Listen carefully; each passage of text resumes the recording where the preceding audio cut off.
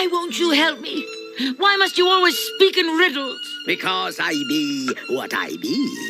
I would tell you what you want to know if I could, Mum, but I be a cat, and no cat anywhere ever gave anyone a straight answer. Hello and welcome to the Loose Butthole Reviews. I am your host Smokey, and joining with me, as always, is my co-host Spooge. Hello. Oh, and we have two guests joining with us again. Oh, it's Starfish and Murda. Hello. Hi. I'm the Okay. Starfish. I'm the Murda. How many more of these do we have to do till we become actual hosts as opposed to guests? I say two more. Like 3 more? You're almost there. Oh, damn. This is what, the third? This is the third I can one? continue say being 5. a guest because I don't.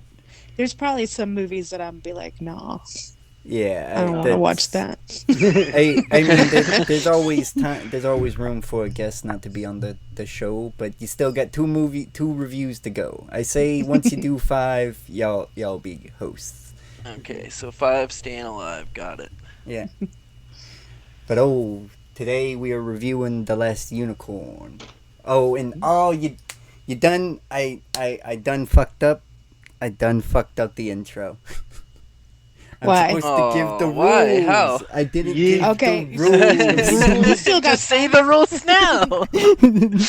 I threw you off So, track. We have rules 3. We have 3 rules. Our first rule, our rating must be a 5 out of 5.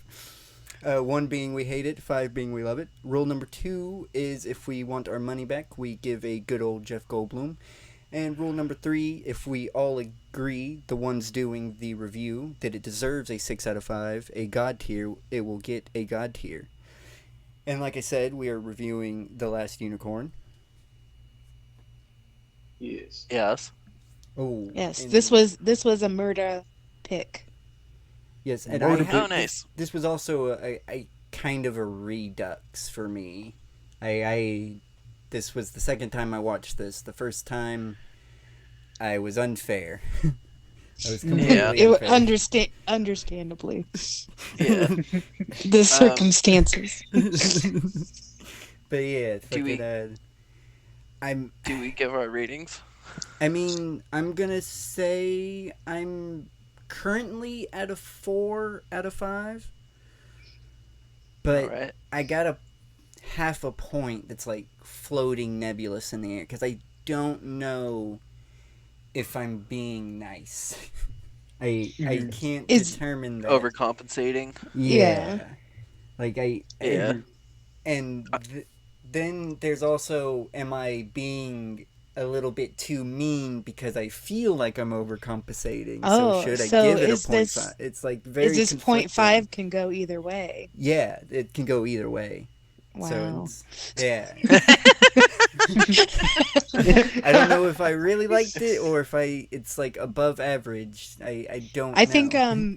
I think that you liked it a lot. That's my guess. I am also my at guess a too. 4. Nice. You gonna? And gonna I'm add giving more? it a 3. I'm giving it a 3.5. Oh, that makes me sad. Still decent. A C plus Hey. makes you sad? Yeah, It- C plus it's makes me above- sad. Above happy. average is kind of sad. I'm not gonna lie. You know what? That already solidifies it can't go down. the rating can't go No, down. I won't let my feelings influence everyone else's No, ratings. It's fine. I can't do definitely that to this nostalgia. movie. it is more above average. I'm gonna give it that. Spooge, what is your rating? Do you have it? I'm kind of between. I'm also kind of between a. You know what? I'm a 4.5.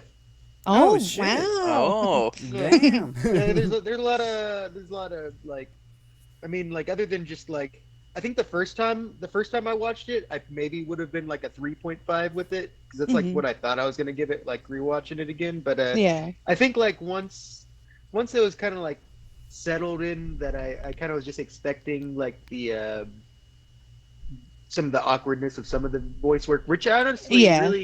really is only Jeff Bridges in this. Honestly, Yeah, Jeff Yeah, Bridges, we'll get to he's pretty flat in this movie, I'll say. Mhm. And even Yeah. like because the other characters, like even if they're kind of I'm trying to think of the word. One-dimensional a little. One-dimensional, yeah, a little bit one-dimensional. They still like they still bring a lot. Like Yeah, the what was her name? performances Molly. are still good, yeah. Molly was real. There's a lot going on with Molly at least. I feel Yeah. like the Yeah. characters, in my opinion, didn't need too much dimension in this story because that's Yeah, I mean, It's really I not what definitely it's want about. this. I want the Mhm. story to be the most about the unicorn character. And also, there's something Yeah. that I'm mad I didn't see it the first time I watched it, but as soon as like the first like I think it was pretty early in the film because like I couldn't stop seeing it throughout the film. Also, was like was something Spooge pointed out with kind of like there's Or kind Starfish? of like I mean, said- sorry, Smokey. Oh. Yeah, I said myself. Yes, names. There's too many S's, all right? Too many S's.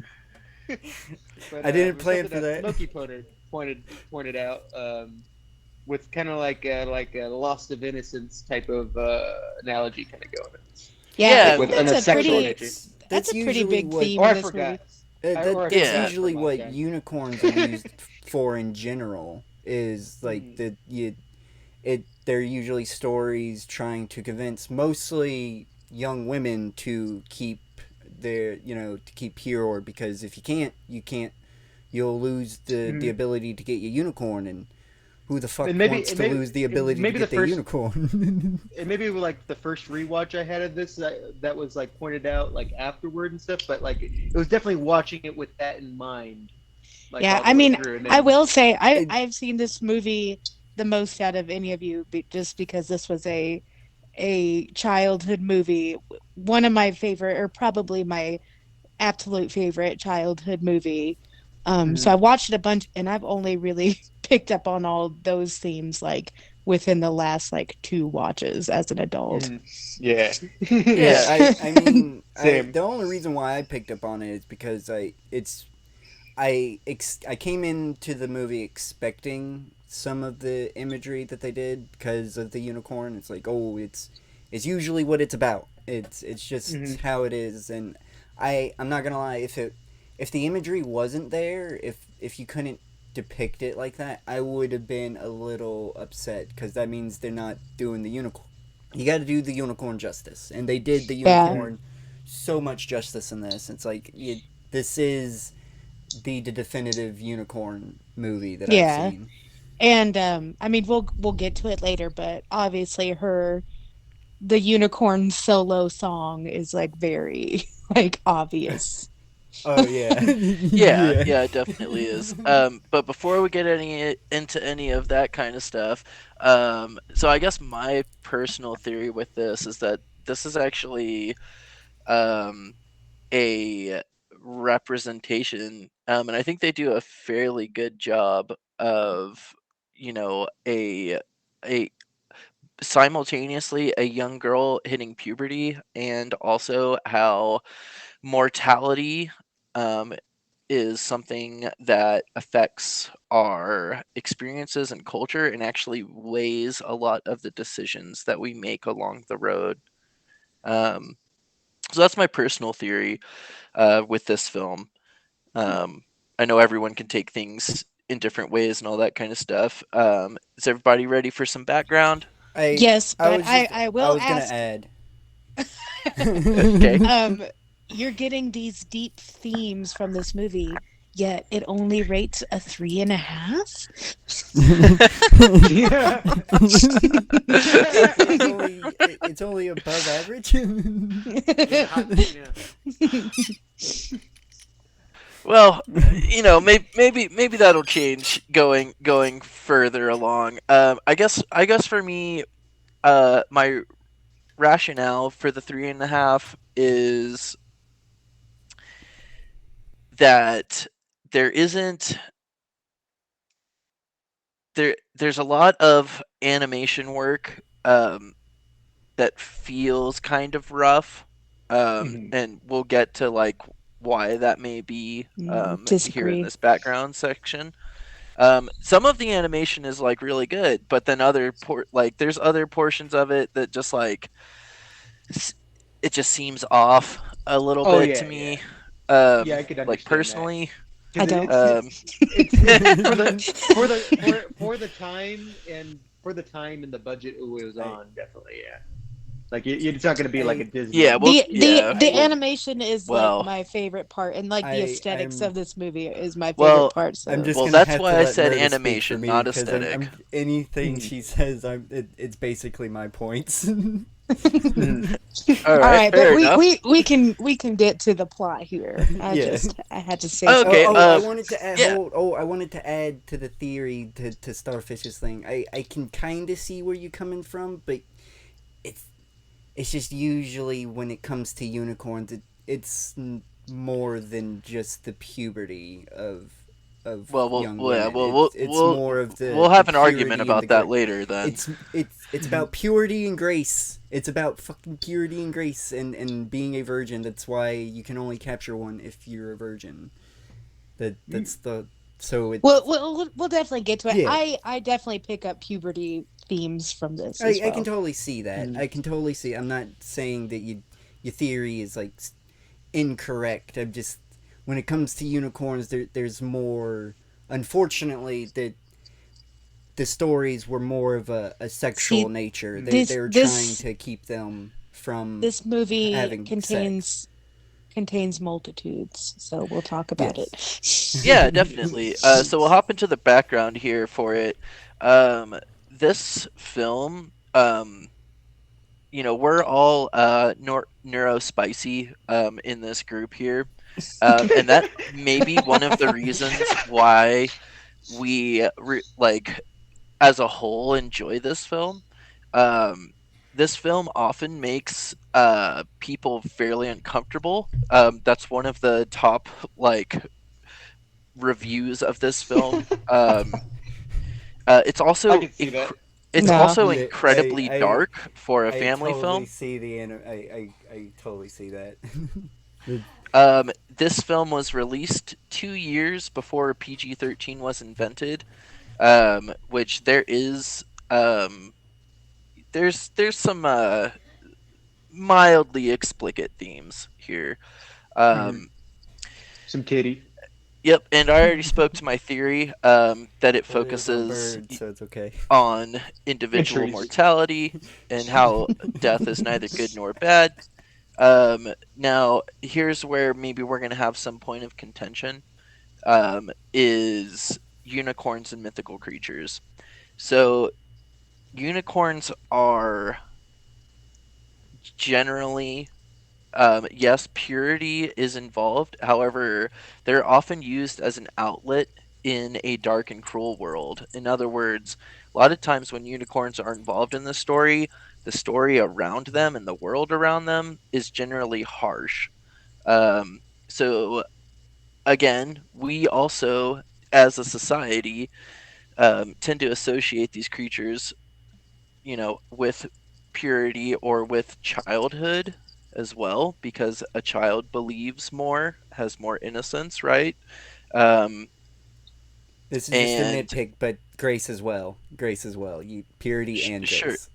sure. And then also, one of the really cool things that I've always felt about unicorns, and why I specifically said this is about a young girl going through puberty or like experiencing the changes and like how society reacts to her, is that unicorns are generally uh like they're feminine creatures, like unapologetically I would say feminine creatures.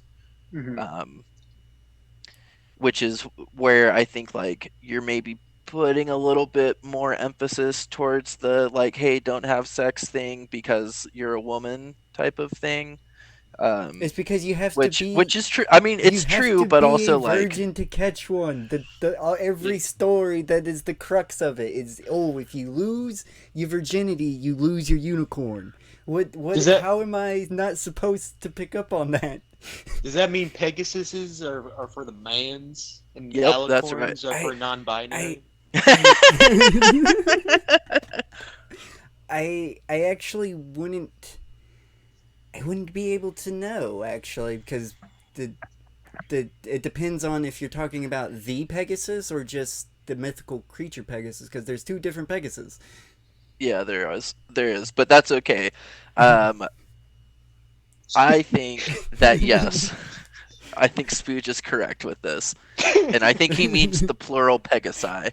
Yeah, Oh, he has to I because wasn't making an actual point. the main the Pegasus. If we were okay, I just want to add this point. If we were talking about the Pegasus, he would be incorrect. But since we're talking about the species of Pegasi, yes, Spooge is correct. Yeah. All right. So mythical creatures in our society tend to have a cyclical pattern. Um, you know, it was a long while since like the 60s, 70s.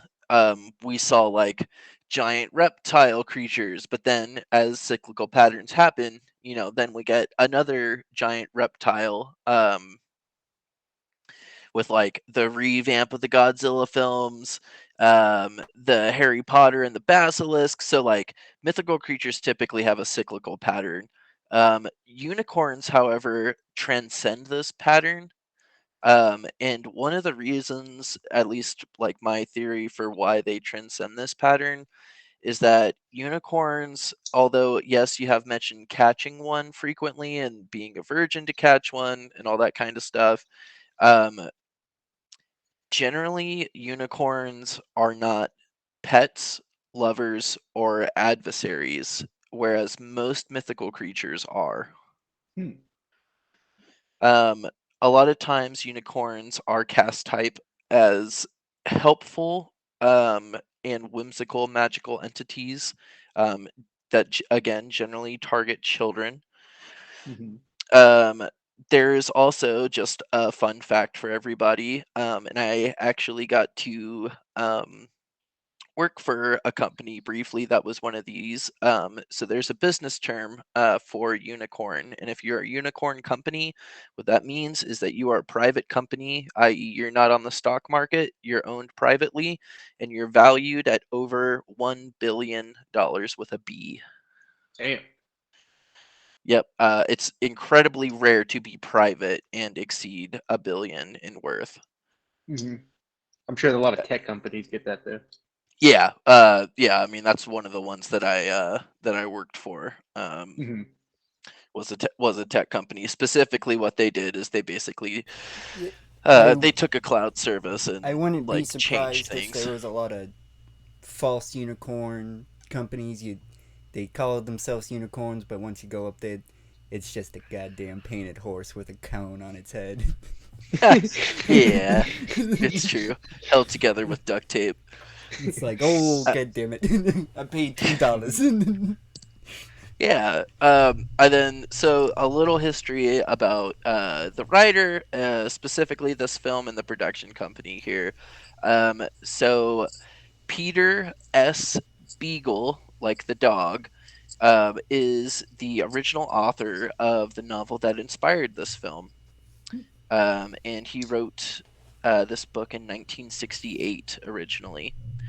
He also wrote a sequel to this film, or to his book, excuse me, that was called Two Hearts, and it was published in 2005. So what is I that? I can kind Uh, of see that from the movie that they can be it can be even though the ending to the movie is very one very finite. It is the end. I can tell that it was some opening for another for another movie. right, and I mean, Is the other book just I could be completely wrong. Is the other book basically like Prince Lars chasing around for the unicorn? I'm, Lars. Unfortunately, no. So the sequel, it follows a completely new protagonist. okay, cool. However, some of the original characters return to help. I really didn't dive too deep into this because we did the film and not the book. Also, I you know it's an immortal creature, right? So like surely, it'd be the same if like we were reading about like a vampire, right? Is like Now, they do would we come back think later. um so unicorns are immortal? Do we think that maybe she will no longer be immortal because she was human? No, because she's unicorn at the end of the film. I No, she was like I those weird churches that give you back your virginity. yeah, it's about it. Born Yeah, so again? Born that's where again, his theory yeah. falls apart. No, it's not. You can become a born again virgin. Yeah, you can, according to the church. I saw that King of the Hill episode. Yeah, Louis Uh, did it. They're Yeah. fucking magical. Yeah. So in the mid to late 70s, Beagle, he was really looking for someone to buy the rights to his novel. Um, and so eventually, it got tossed around. Someone did buy the rights. However, Beagle was incredibly upset. And the reason why he was upset is because his novel, the rights to his novel, they were bought by a production company called Rankin Bass.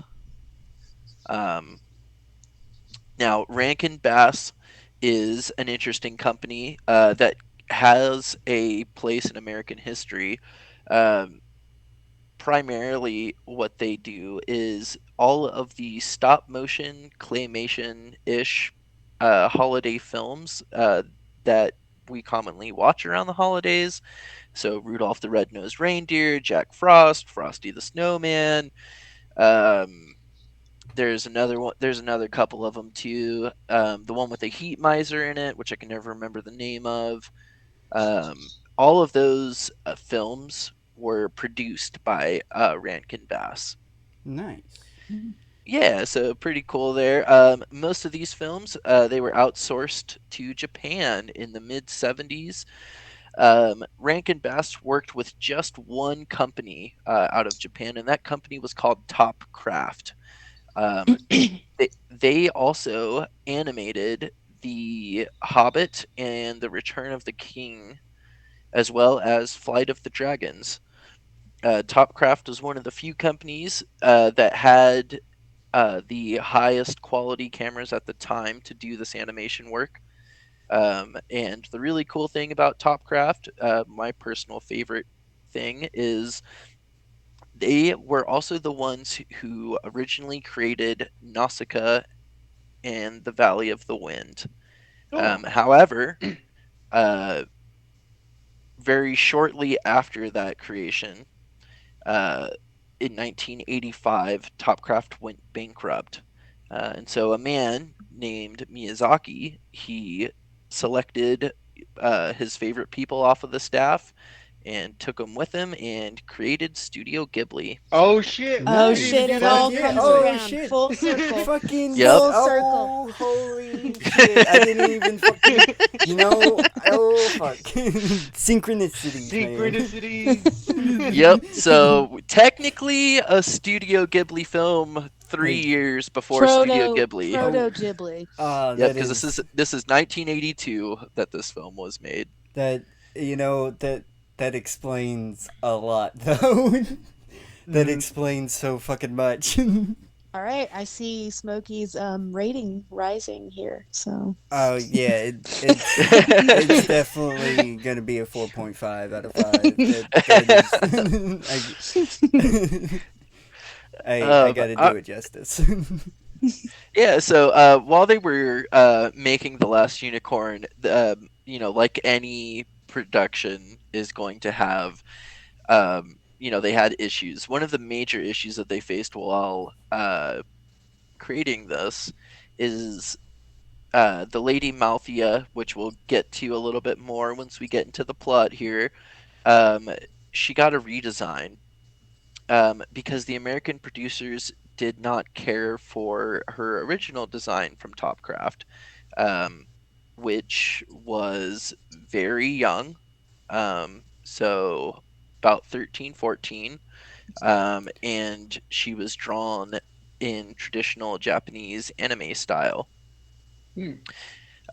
However, after going back and forth a couple times, they finally came up with something that they felt was good. And I think the issue that they had is that they wanted, since unicorns are very unique, one of a kind, they really wanted to like encapsulate that. And when you actually compare this to other Rankin Bass animated films, she doesn't really look like any of the other attractive female leads. There Hmm. is one character that she kind of resembles, which is from a film that was released in Japan called The Belladonna of Sadness. And this was a psychedelic film from 1973 that focused on violence, sex, and revenge. That sounds Oh, interesting. I'm interesting. Yeah. kind of glad that I'm glad they she wasn't a changed. child in this. Yeah, Yeah. yeah, definitely. I'm. And I like her design, And and I if don't think she's as if cartoonish as the other characters and either. if she was more Yeah. like It's not. if she was more anime style as well, especially early 80s anime style, that would have been really Yeah, they jarring to see. Be very definitely different. They definitely had It to would keep like shrinking really the eyes. stand out. The eyes just like kept coming back way too big. Yeah, Like, pretty they- much. Pretty much. I really like her design. Yeah, I Yeah, really like her I design really too. appreciate the design here that we got, but definitely the Yeah. design you're describing is like, oh, that would have affected the rating. Yeah, Mhm. I'm Yeah. glad that we got what we got. We didn't have Yeah. to see the other one. Yeah. So, Peter Beagle, the creator of the novel, he's got his stuff. They're all excited. They're working on it, and it's slowly but surely getting produced and animated. Um, a little bit before this, though, or excuse me. Yeah, that's correct. A little bit before this, Peter Beagle was doing some other work while he was waiting for his novel to sell. Um, are you guys familiar with Ralph Bakshi? Yes, very That much. that's Yes. a very familiar name. Yeah. So Ralph Bakshi, his screenplay for Lord of the Rings was written by the same guy who wrote this screenplay and the same guy who wrote the novel. That's all Peter Beagle. Oh, Ah, Mm. nice, nice. Yeah. I mean, he he did Lord of the Rings justice, I guess. So, and this one was great. also Yeah. want to point out that the Hobbit movie is not the Ralph Bakshi one. It's the movie before. It's the Lord of the Yep. Rings one. It's not. Yep. It's not the one with the little Hobbit songs and stuff. That No, that no, was no. one that he was supposed to do, but he got kicked out. I have not. We have to do. We're gonna one animation August. We're gonna have to do those. Yes, and I wanted to do I- a Ralph Bakshi one. same. Next, but- Yeah. Fucking. Oh, he has Cool World Ralph Bakshi too. Cool World is Yep. Ralph Bakshi, but it's also you got to Yeah, rent it. Yeah, it's Yeah. not available. Yeah. I'm kind of, but we're getting ahead of ourselves. We'll talk. Yeah, we'll talk. We actually, Yeah. I mean, we discussed doing 2 Ralph Bakshi movies for this animation August. Yeah. So. Mhm. Yeah. Yeah. So Synchronicity. Peter Beagle, yes, totally, and that's also why I included it here in this background information, because I thought it was really cool that we were like considering Ralph Bakshi films, and then like, oh, lo and behold, the guy that did this also was like involved in a Ralph Bakshi film. Horny man. Alrighty, so um. It's thought that him actually helping Ralph Bakshi is one of the reasons why the plot line for this film is fairly coherent, because he had time to like, oh, this is how a screenplay should be written, because that was like his first screenplay that he wrote. I can Like for totally Back see G. this script. So this was his it second wasn't, one. If it wasn't written like a screenplay, it would have been a hot mess. Yeah. It is very obvious that like who It would have don't ended up know like who Wizards. the main editor was, but they definitely had their work cut out for them in this one, and whoever was leading the editing department fucking pulled out an amazing job. Yes, but there were issues, but yes, overall good. Yeah, and then so this film was produced in 1982. However, 5 years later, Rankin Bass would shut down most of their production company here in the States. And they would not go on to make another animation feature until 1999, with their musical animated adaptation of The King and I, which was received terribly at the box office and had bad critic reviews as well as bad reviews in general from non-critics. Rankin Bass officially ceased its operations in 2001. Oh, Also, in 1982, there was other releases of this this sort. There was the release of The Secret of Nim, as well as The Dark Crystal.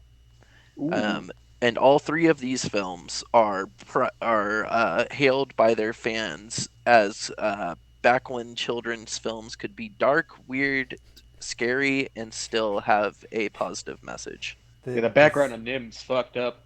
Yeah, it is. Fucking yeah. And speaking of Dark Crystal, that's another redux I'm gonna have to do.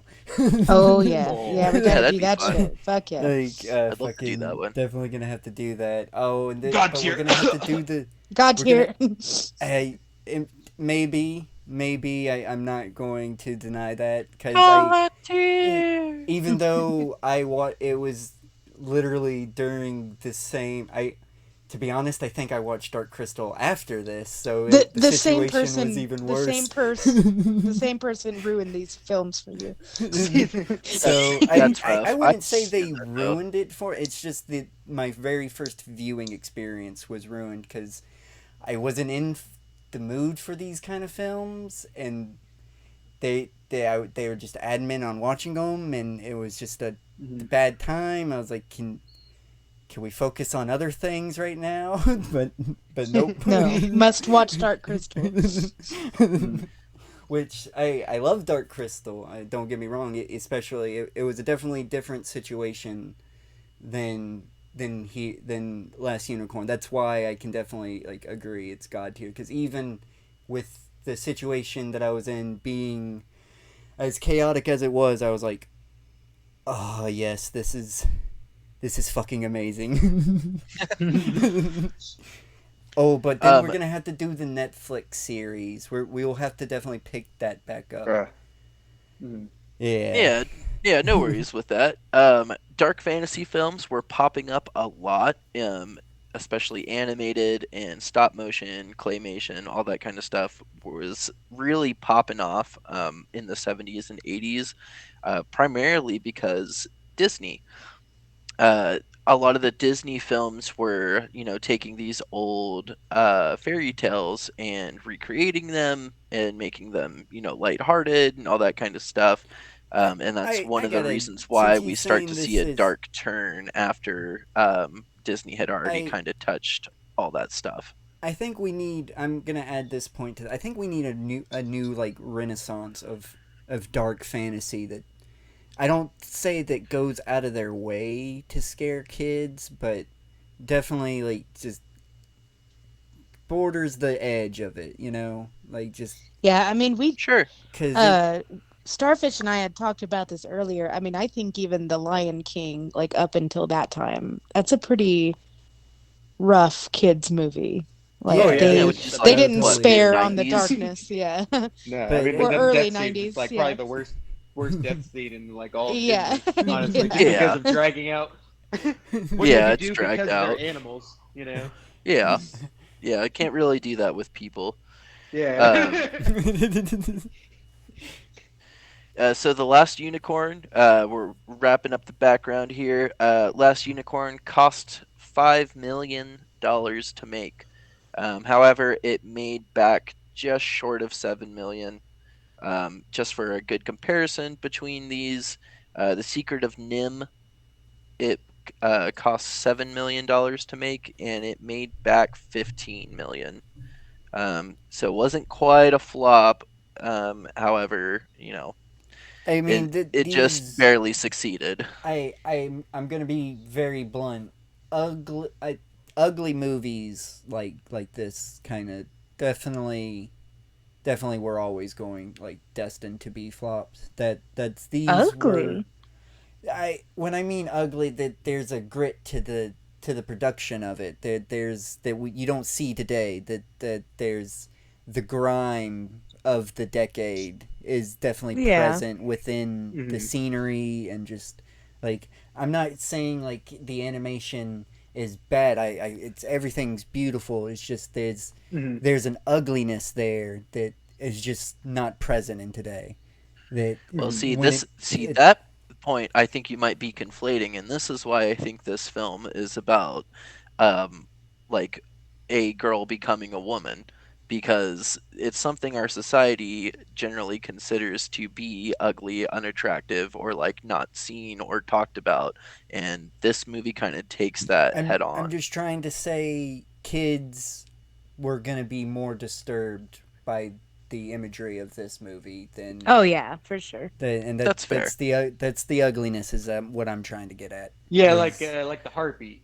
Yes. Yeah, the harpy there's- The indeed. three-breasted harpy mauling the witch. Yes. Yeah. Yep, and the Red Bull, and This was marketed, And that's not like a this was weird Ralph Bakshi like sexy harpy either. Yeah, It's no, like I'm- sexy, No, I'm hag It's not No. sexy titties. no, of course not. I'm just No. trying Full to harpy state titties. this movie was made directed for kids, but no matter how you marketed it, once the kids got into the theaters, they were definitely going to be a lot more kids going, "Oh no, I don't like this. This is disturbing to me. That it's Why do I feel all weird?" these all this sharp imagery, all these edges. Oh, it's not.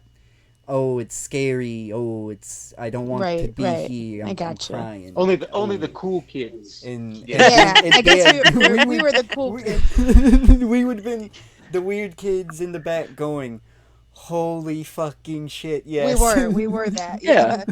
Yeah. So the voice cast on this film is pretty prime. I didn't touch on everybody.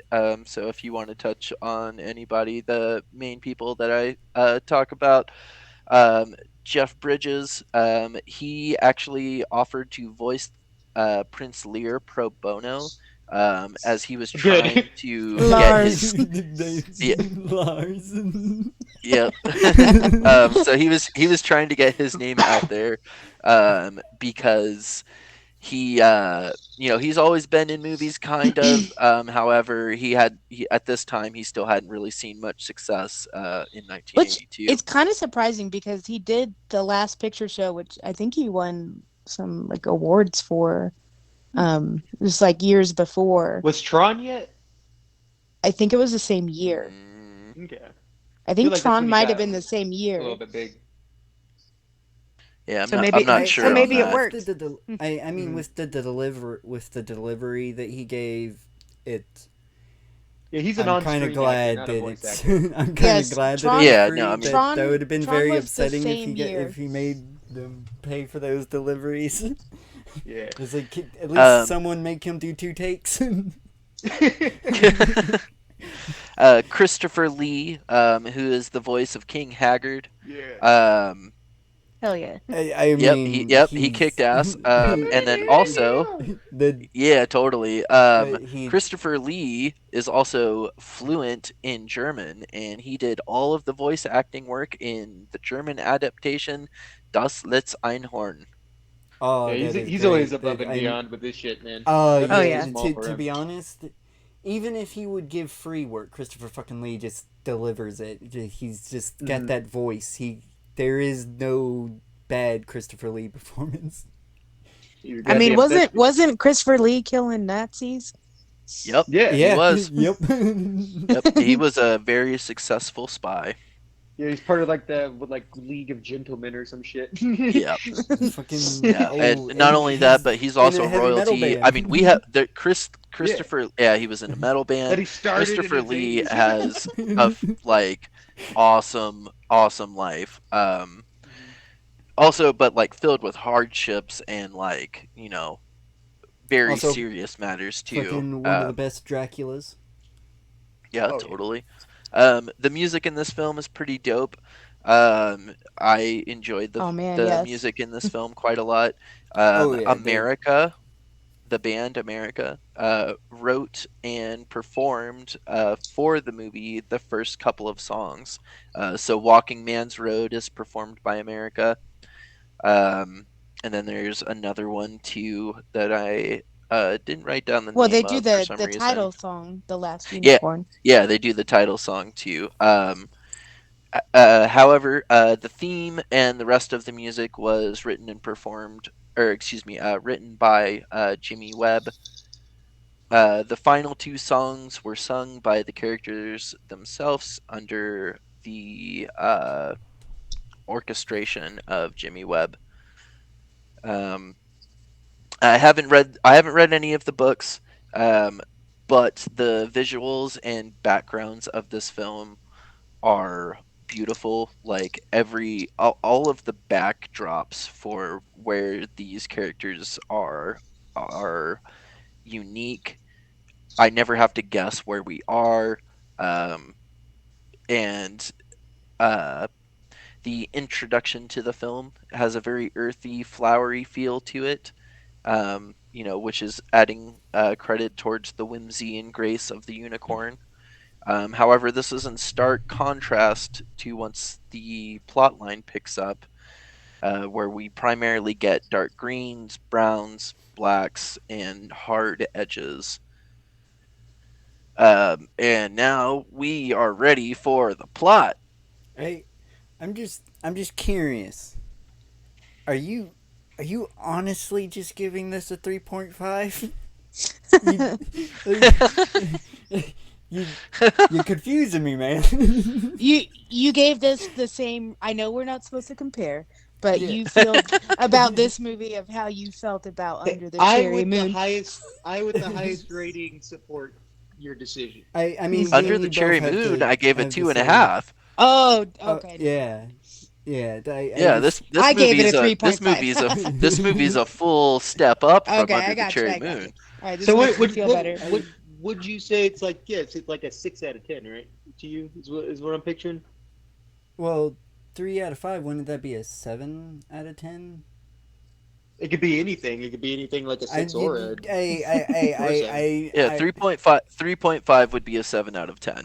Like Yeah, I would okay. get if we were Yeah, just using put that as a tens, that's what I perspective, would yeah. do. I'm just saying that's pretty high. It's still pretty high. To put that out there. Would have said many I'm times just- before. I but just not want to good say. thanks, I just want to it's say. pretty high. 2.5 is when you could go, oh, what was wrong with it? I just want to point out the way Starfish is sounding is very conflicting with his rating. It seems like an above average film to me, and that's what a 7 out of 10 is. It's above average is good. I can't believe I have to always defend I'm giving it an above average score. I'm not it is giving it a good. 3. I just feel from all the information I am getting from Starfish and the delivery, kind of likes it a little more.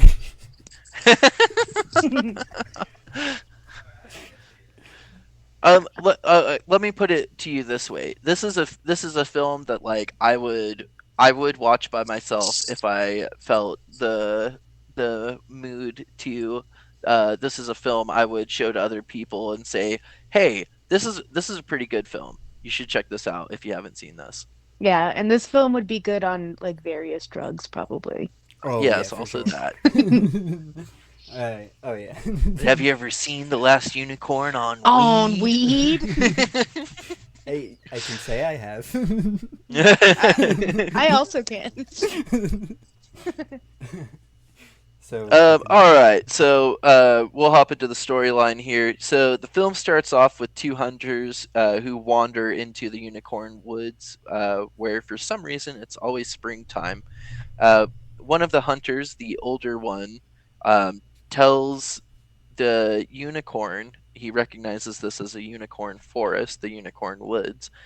He tells the unicorn to stay where she is and to protect her friends, for the world outside of this forest is cruel and hard.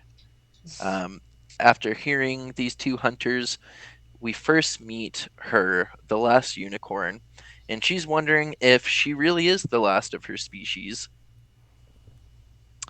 Um, we then meet the butterfly shortly after, which one of my big notes in this is that this butterfly has big butterfly energy. This is exactly how I would expect an animal to react if they only drank nectar. Oh, Just yeah. like Oh, really, Yeah, being you know, obnoxious. yep, being obnoxious, go, go, go, like kind of a constant sugar rush. And the interesting and best part about this Definitely butterfly. was the neighborhood crackhead just wandering about. Oh yeah. So the best part about this butterfly, he is modeled after Peter Beagle. So the face that the butterfly has, that is the drawn version of Peter Beagle's face. That explains my I'm not I don't know any history, but this is just a tiny like personal pet peeve. His face has always made me uncomfortable. That explains why I did not like the butterfly. Yeah, it's a Because very actually a man. yeah, It's it's a a very man. human face on that butterfly. Like, I was just like, oh, I wouldn't mind being able to punch this guy. Pull Yeah, off his wings. Oh Lord. That's pretty brutal. Pretty. I just want to punch Pretty, the little pretty guy. rough. I didn't say I wanted to do it. It's just saying. So it's an option. Hey, I think that's a little extreme. He can at least with the punch, it won't even really feel it. It'll just be like I'm hitting the air. Oh, you'll feel it. You'll Yeah, you'll feel explode it. like Have that. you ever punched a Yeah, it'll explode. I know y'all haven't, but next time you see a butterfly, never fucking try to punched punch none of us. it. I'm not about punched- to punch a butterfly, I've dude. punched a wasp before. It's probably Yep. about the same. Yeah, Wasps wasp probably a are- little bit Did you- stiffer. They're sturdier. Yeah. Oh, Wasps yeah, are the sturdier. fucking- I imagine you punch a butterfly, just like I've held butterflies, just like trying to get them outside of like the house, and the amount of like flakes that come off them. I feel like Yeah. you punch them, they just explode like Yeah. the monkeys in that one episode of Primal when he like hulked out. Yeah, totally. I have evidence to say otherwise, but okay. Depends on the punch, I guess. How it hits. So she questions this butterfly, Peter Beagle, about the other unicorns. She wants to know all she can about her species. She never really considered it before, kind of seems like. Which I'm a little confused on. I will state that kind of did affect my rating a bit. How did she not? All the unicorns were supposed to like exist simultaneously, and Well. then Well, I take that as, Well. I mean, these unicorns being immortal, probably hundreds Like- of years go by of seeing each other and Hey, interacting. but it is like Works she for just, D&D like, lore. Did I know I shouldn't be too focused on this, but did she just manifest, or do these unicorns got parents? Is there a unicorn lineage going on? I don't Are Sure. they know. fucking? Like, These are They these fucking? unicorns.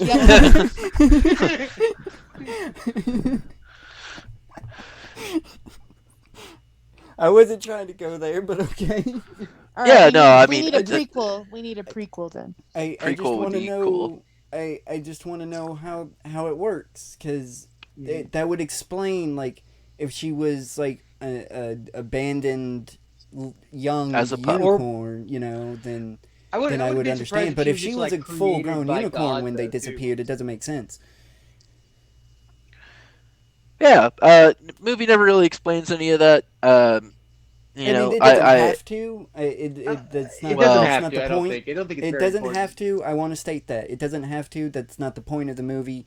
I'm just curious, like, why does she have a line of why she has amnesia would be great. I get why she gets amnesia when she's transformed into a human, but before that is Yeah, she I mean, doesn't like I said, I understand. always just took it as like, unicorns have their own territories and domains and they don't interact much. I mean, probably hundreds of years go by because time means nothing to them. yeah, or I- even Yeah. thousands. And, Yeah. and being the pseudo psychologist that I am, I do have to also point out it could be, since I just thought of this, it could be her suppressing her trauma, the amnesia. Like the traumatic event was so horrific Fucking that she's Schmendrick. completely blocking it out of her. Schmendrick's that bad. That's usually what it's most people Somehow I that go like through a traumatic event will block it out completely. Yeah, pretty much. However, we don't really know any of that. So she learns about the road, the Red Bull, and that the Red Bull forced all the other unicorns to the edge of the earth. We don't really have any type of clear indication of what that means or anything like that. However, learning this information about the others of her species, she decides to leave her forest. Yes, and then Uh, we see her precious animal creatures that rely on her, watching her as she leaves, and then we open up with the first title song from America, and then just like amazing shots of landscape and stuff, and that's like my favorite part. Yeah, I really like that part too. Specifically, what's interesting too is that when America was performing this song and stuff like that, they actually had the animators had already drawn that sequence, so they were writing what they saw. Oh, that's cool. Yeah, so Those animals made me want to cry. They were so cute. yeah, they were extremely cute, and that actually plays a huge I'm role going to assume later they're in the fine. film too. However, so she leaves her forest. We get the song "Walking Man's Road," which is really cool. Like piece of music. Pretty like folky, but like that neo folk that was fairly popular towards the end of the 70s. Moon rising. Yes. Dark Yeah, shadows, walking man's road. Very magical. Yeah, totally. Also fits the uh, theme. Also fits the theme. Yep. Yes. Totally. So just Very somewhat whimsical. like a girl becoming a woman, navigating. Yep, we gotta walk Navigating Man's man's yeah. road. Yep. Yep. Yeah. Totally. Which is again why I'm very And girl becoming a woman theory on this film. I also I'm just gonna point out masculinity and usual sexual masculinity is depicted as a Red Bull. Mhm. I just want to point that out. Just wanna Okay, point that out. way ahead of time. Way ahead of time, Way but ahead, sure. get ahead. Hey, I'm jumping ahead.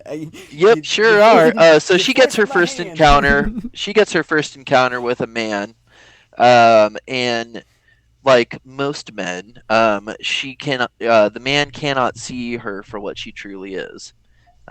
He That's only been sees good. her. He only sees her as a white mare, and not a unicorn.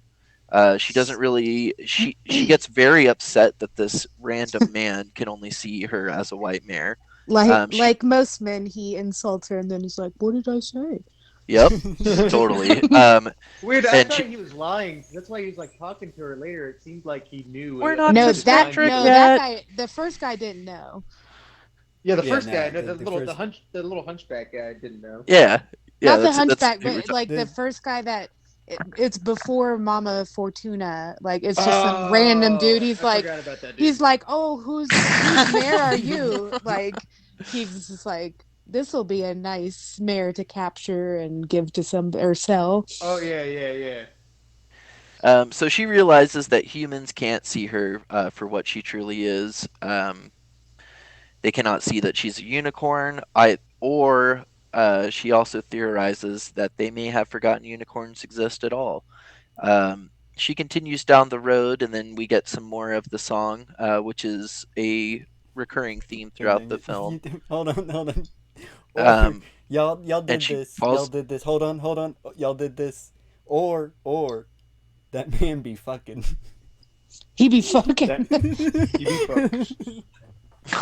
He did not fuck the unicorn. Is that we're not saying this? I feel like no. she would have stabbed him. Yeah, she Yeah. definitely would have But- killed him. But No, she's not doing any probably fucking couldn't yet. see. Probably can't see the unicorn because he's not a virgin. No. good- Oh, good- okay. He be yeah. fucking. Okay. He be fucking. Although I will say, I know it's jumping ahead, but I think Molly be fucking too. I think she'd be getting fucked. Yeah, totally. Oh yeah. Oh yeah. She She'd be getting Hey, fucked. I she don't could- know. She could be born again. She can be born again. Hey, y'all. Well, I mean, in y'all this bel- one, y'all- it's women. y'all that can gotta see believe in unicorns, magic. that's men that can't. So I think they did switch up the lore a bit. Well, yeah, probably. I'm just Yeah, this is not a perfect lore movie for sure. no. No. There's a lot of symmetry. There's a lot of symbology in it. Yeah, said which is something I symmetry, think but the that- film does really but that's well. not true. Like, Let's get the Schmendrick. okay, so we're almost to Schmendrick. So after this encounter, she continues to walk on. We get the song. She falls asleep, and then she is captured by Mommy Fortuna.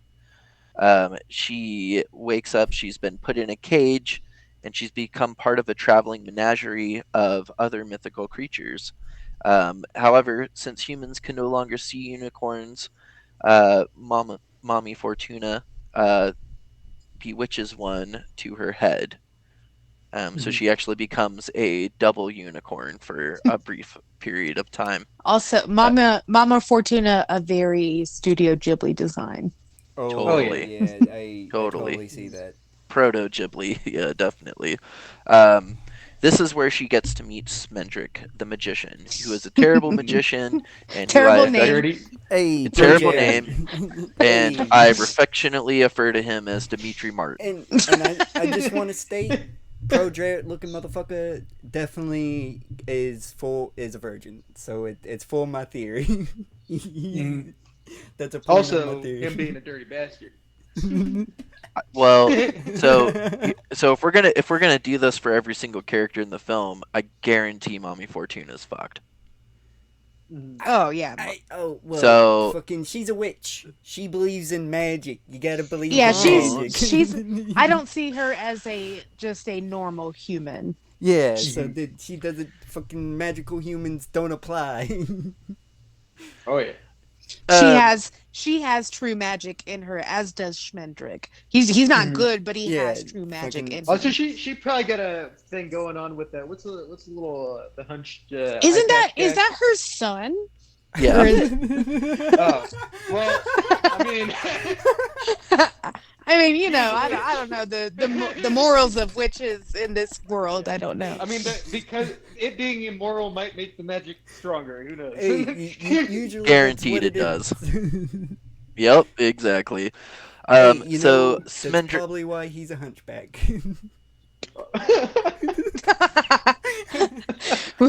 Because he's one in a long line. he is his own father. Yep. He is somehow his own father. Magic. It's a magic world. It's magic, man. You gotta believe in magic. So Andrew. Smendrick does some terrible magic and says that he is the last of the Red Hot Swamis, which I hate that line. It's a very You know it's 80s line. It's a very 80s line. Yep. But eventually, he frees her using the keys that he stole off of the Hunchback guy. Um. Sorry. Hold on. I will say, at least Alan Arkin, who voiced Schmendrick, is Jewish. So we leaned Yeah. on this Jewish stereotype for Schmendrick. Yeah. Sure did. Oh, I didn't want to say anything. You know, it's obvious. I mean, the actor, Yeah, it's super the actor's obvious. Jewish, so you know. I get it, but I was just gonna try to let that slide. I mean, Funny enough, Schmendrick. I didn't. That- Yeah. that nose, that nose is way. Yeah. I thought he was just fun. You know, he's also portrayed as like incompetent and bumbling and doesn't really know what he's doing. You know, not good things. Very I didn't pro-Jared associate that with Jewish stereotype. yeah. I just character. No. Yeah. I didn't go No. that deep. I just No. like the appearance and like the kind of Well, it's accented hard because voice. The- a lot of people at this time would use it, and they'd use this with a lot of cartoon characters too. It's like a lot of times they'd be putting out like what seems like a Jewish stereotype, but it's usually like them copying like They a didn't have- comedian who Right, is right. Jewish They and who didn't have plays to- up that, you know. Yeah. Yeah. Schmendrick is kind of on the nose as well. Like, if you ask Beagle, I you would've- probably wouldn't be like, oh, Pun he's not supposed to be Jewish. intended. You'd probably be like, oh, he reminded me of like this comedian, you know. I would have But, loved yeah. a Schmendrick just to be like, oy vey. He wasn't like full on. It's like I didn't really notice. So he frees her, and then she immediately starts freeing all the other animals who are just bewitched animals. You know, I didn't really get into that too much. However, like they had a bunch of different, you know, they had Midgar Swarmer, the World Serpent, but it's just like a basic like corn snake. I always loved all the animal, like the mythical animal designs when I was a kid. Just Oh yeah, Yeah, they were cool. I just Yeah. want to point out, if that was the World Serpent, they would have a much bigger issue if it was outside of the ocean. Oh yeah, totally. that would have been a problem. yeah. Yep. Well, I mean, it was just like a boa or a python Yeah, in a definitely cage. wasn't So. real. Also, it's I like- think that python could have escaped by itself. Yeah, it it could have was been just through there the by cages. choice. It was The there by bars. choice. It was just lazy. It Yeah. was getting fed. It was like I get fed. I'm he. You know why not? That one was Yeah. happy enough. I mean, all they need is like a rat like every week. So And this is also where we get to what is considered to be the most disturbing part of the film. Loved and the harpy even as a kid. and the only truly other magical creature in this menagerie, the harpy. Although her breasts as a child made me Did uncomfortable. this come out before? Or after? I just want to know. I got it. Did this come out before or after Total Recall? Give me 1 second. But I think this is before. Pretty sure Yeah. before. I'm just curious because Yes, this is one before. was- Yeah, Total Recall definitely is before 1990. 1990. Okay, Yeah, so okay. 8 years yeah. before. Fucking, they were totally. Someone was inspired. Yeah. Someone Definitely. was inspired. Maybe. Hey, that's a so- possibility. So prior to being let out, the unicorn says she shouldn't be keeping the harpy here. We are two sides of the same coin. And when the unicorn approaches the harpy to free her, the harpy says almost the same thing. We are two sides of the same coin. And this is going into a little bit of theory here, which is relating to all that which is light must also exist the same multitudes in dark. This is our second touch with the darkness to come, and how for every peak of valley, which is true of our own mortality as well. She then frees the harpy, and the harpy kills before Mama we- Fortuna. Before we continue, I got one question that's bothering me. There's Okay. one detail. There's one tiny detail I know it's to coming. the harpy. There's I know one it's coming. There's one tiny detail of the harpy that I don't find necessary. Why What? was she dripping milk? I saw a little milk drip from a titty. Why? Why was she dripping milk? I think she's like the opposite of like childhood and innocence and stuff. I guess so maybe it's just like Right. motherhood type of like. I guess Right, yeah. so- it just felt completely. It was left out of left field. I was like, whoa, what's that? And Well, I mean, so- harpies have been, depicted with breasts. I don't know about Oh, yeah, three that- titties, but they always have titties.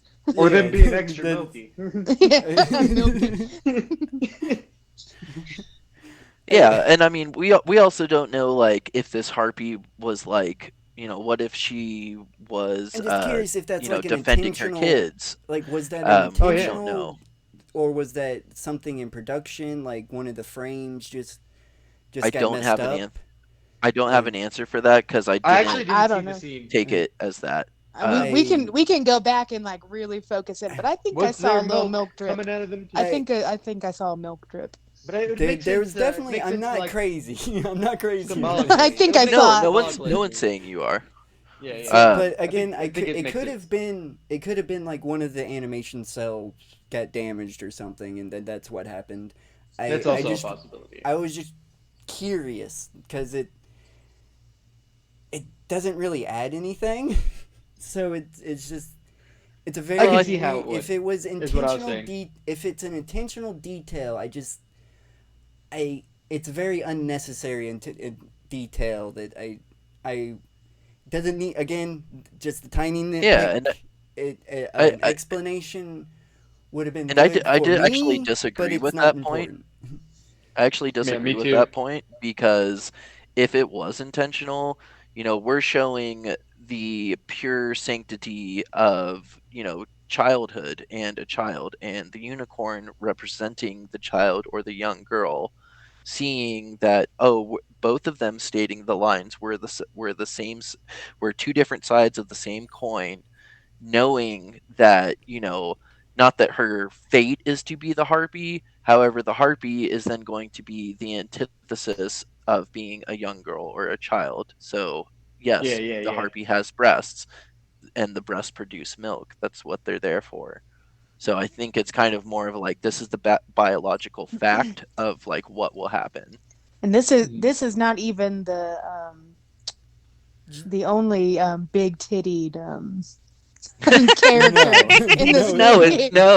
it's not. But are we jumping ahead a little bit there? Yeah, I just had to say something. Yeah, yeah. We don't have so, to go to the tree yet, but Yeah, The we tree, will get I- we I- will There's get more- to the tree. there's We will more get to the titties. tree. There's The more tree- We will titties get to to come. we will get to the tree tree. was- We will get to okay, the tree. okay. We will get to the tree. Okay, Continue. so this being a family film about a whimsical magical unicorn and this fun adventure she gets to go on, we have a pretty like gruesome death relatively early into the film that's definitely played with horror music, and this really helps set the stage for like the realism that this myth is going to be portraying. With Mommy Fortuna dead, Smendrick and the Last Unicorn escape. One of the things that I actually really liked about this little scene after the death is that Smendrick asked the unicorn for permission to go with her. It's not the female protagonist saying, "Oh, I need you, like I need your help." There is no white knighting going on in this film. And for 1982, that is leaps and bounds ahead of what else was happening around it. She's not even super stoked about it too. She's like, No, she's just she's like, you can follow me. Yeah, she's like, you can follow me if you want, but like, Dang, I don't really yes. need you. Which is great. And This like also a very is pro Jarrett move. He follows her anyway. Yep, pretty much. And what's really cool about this too is that this really takes away from like all of the male centric other dark fantasy films that exist out there at this time. And so far, we have seen the unicorn have absolute full autonomy over herself, her actions, her choices, other than being captured. Which is, in my opinion, a really positive message to the girls and young women watching this film at an impressionable age, that like you don't like you can figure out your own life and your own roads to take. You don't need to rely on, like, if you think something, you can do it, essentially, as opposed to what was kind of being shown at the time. However, this is immediately followed up by finding Camp Coley. The camp is the complete antithesis of Mommy Fortuna's camp. It is run by a male and surrounded by males, and the inhabitants of the camp are free to come and go as they choose. Captain Coley finds I Smendrick got first. very nervous. I got very nervous during the scene that there was a G word that I was scared was gonna get thrown around all willy nilly. Cause Gypsy. Oh yeah. Okay. I don't. I mean, I don't take them as whatever they prefer to be called. Like the Romani or however they prefer. Them are Robin Hoods. the Romanians, but I want to state, if I ever use the term gypsy, I'm talking about the bullshit American gypsies. Them motherfuckers are gypsies. Sweet. Noted. There's okay. Yeah, noted. Got it. Captain Coley finds Smendrick first. Then Smendrick, being captured, calls upon the magic within himself for, like, presumably the first time in his life, and he creates an ethereal form of the Robin Hood myth. The majority of the campers think that this is the true Robin Hood. However, Captain Coley says something interesting. He sees through this and says, Robin Hood's the myth, I'm the reality. Essentially stating that, to live as the way that Robin Hood did is not plausible. You can steal, but you're not giving to the rich. You're stealing for those around you. I mean, if you have a king Or you're as stupid the poor. as what was it, King John or whatever the fuck, Prince John or whatever the fuck his name was. If you have a rube that dumb, then yeah, it's pretty easy. Yeah. I mean, it just makes me think of the Disney's Robin Hood, honestly. So then he proceeds to tie Smendrick to a tree. Smendrick then tries to bewitch this tree to set himself free. However, this brings the tree to life instead of freeing him. It becomes a giant-breasted phallus. Yeah. Yes, she does. And the balls are giant breasts. Yep. As they should be. As they should be. Yep. The tree resembles an older, very buxom lady, in terms of face design and breast design. And she pledges her love to Smendrick for strapping himself to the tree from her perspective. An interesting thing about this is also, again, we have another insight into, like, hey, in adulthood, like, this is a scene that, like, you could see, like, this person's wrapped their legs around you, and that is causing this tree to confess her love. We could officially call Schmendrick a fucking tree hugger. Yep, totally. This could also be a foreshadowing of the physical act of sex due to the positions in which the tree and Smendrick are embraced in. However, the unicorn walks up soon after and frees Smendrick. Very shortly after this, we get to meet Molly Grew. Molly, immediately upon seeing the unicorn, knows what she is. Oh, yeah, the note she was back is at the distraught. camp. Yeah. Wait, what? Yeah, Molly was from the camp. Yes. Yeah. Yes, Molly's. Yeah, Molly's part of Camp Coley. I just wanted to. Yeah. That wasn't the first time. I just wanted to point that out. Yeah, definitely. And the the thing with Molly is a lot. And I think that Molly is again a really like a strong female lead. However, the writing of her seems to have gotten away from uh, Beagle, in the Mhm. sense that like Agree.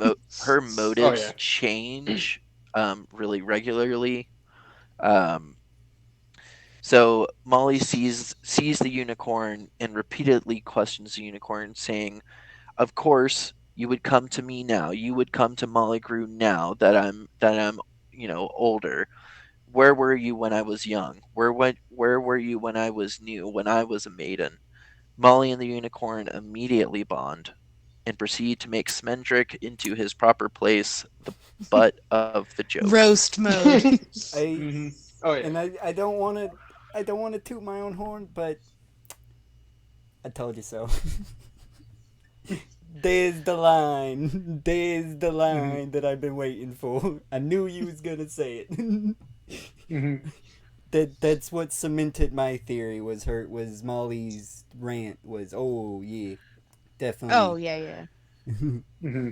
Oh yeah. Yeah, yeah, and I mean for me, I think as far as Molly goes, Molly is so representative of the fact of like, you're when you're young and you have the world in the palm of your hand, you believe in all these things, you believe in magic, and in Molly's case, unfortunately, we don't really get to have any background on her, and I would have really loved for her to like had a heart to heart with either the unicorn or Lady Amalthea as she later becomes known, of like, I was young and I met this guy and then he seemed like he was all of that and then he took me out into the woods and all of his friends came with and now Hey, I'm just like hey, forced into this like almost that like that a prisoner type hey, situation, or like did they find her like on the road and just abducted her? Like I Hmm. would I would I like think to that. know the background of Molly. I it's hard to say because people can just come and go from the camps, and she freely left and didn't I go don't think they back. could have Molly before. can. I don't think they could. Yeah, I Yeah. think they all Also, just left at once, so they couldn't because stop them. they followed the like the Robin Hood um Hmm. Well, I don't think there's projection. any. I don't think there's anywhere else to go. They're just You all think kind of there was living in a little squalor, trying to bewitchment survive going with each on other. with No, the I main camp not with guy? no. I I think. just she stayed I don't. behind when everyone else ran off, and that's why Mhm. she left. I don't think she would have been freely allowed to leave. no. Yeah, Oh, yeah. I don't think so either. I didn't feel that at all because anybody they said that anybody could come and go as you please at the camp. Oh, he Not a did. woman. So yeah, Oh, she couldn't have. Not a woman. did I they guarantee stated you if that? she Well, tried to. They I mean, I did feel they like state that? Did they state? I just want to know. Did they state that as the rule? they never It stated wasn't that. stated. It wasn't Okay, stated. okay. Then It wasn't stated. They were in a relationship. I feel she left them on her own accord. I don't think so. I I mean, mean, But she did. Yes. I don't think that. they all left like at I once. don't Is the feel thing. She she left was when they did. there, and I'm just I don't think she was with, and I don't feel I could be So wrong. She was there against her will. I didn't get that.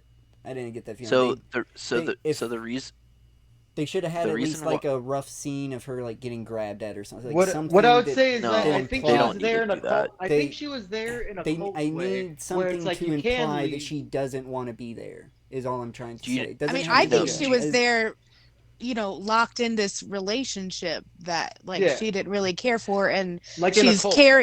caring for all these like real ungrateful dudes. But I mean, I don't think she wanted to be there. Maybe she could have left, but I don't think Hmm. the her Captain Coley would have been like, "Oh yeah, leave anytime." No, I think he would have fought to have her not leave if he was not distracted. and also something that I'd like to point out too is she is the only woman in a camp of like 12 dudes Oh yeah. that Hmm. is doing all of the physical, like providing all of the physical care. To what extent, I Hmm. don't know. Yeah, what are However, these do you motherfuckers think doing? 12 dudes are gonna let like the only woman in their group just leave during this time period? during Who's gonna make medieval the times. fucking rat tacos? No, They that's not going to happen. They got a couple of twinks in the group. Hold up, they had a couple of twinks in the group. All you need's a wig. Yeah, and I mean, I'm not even saying necessarily that, like, by all the dudes, but what I am saying is that, like, you know, with her being the only one providing any type of sustenance, I'm assuming that she stays there while they go out raiding to steal whatever. She's probably Yeah, but having to keep the only camp in coming back with line. rats. They need to go hunting. Right. It just the vibes I'm in the middle. the vibes I was getting from the camp was that this was a free uh, place, but it's not. I something wasn't- You can. I didn't. That's get not you what to I was leave. getting. Yeah, I Not, didn't get well, those not for vibes. Molly.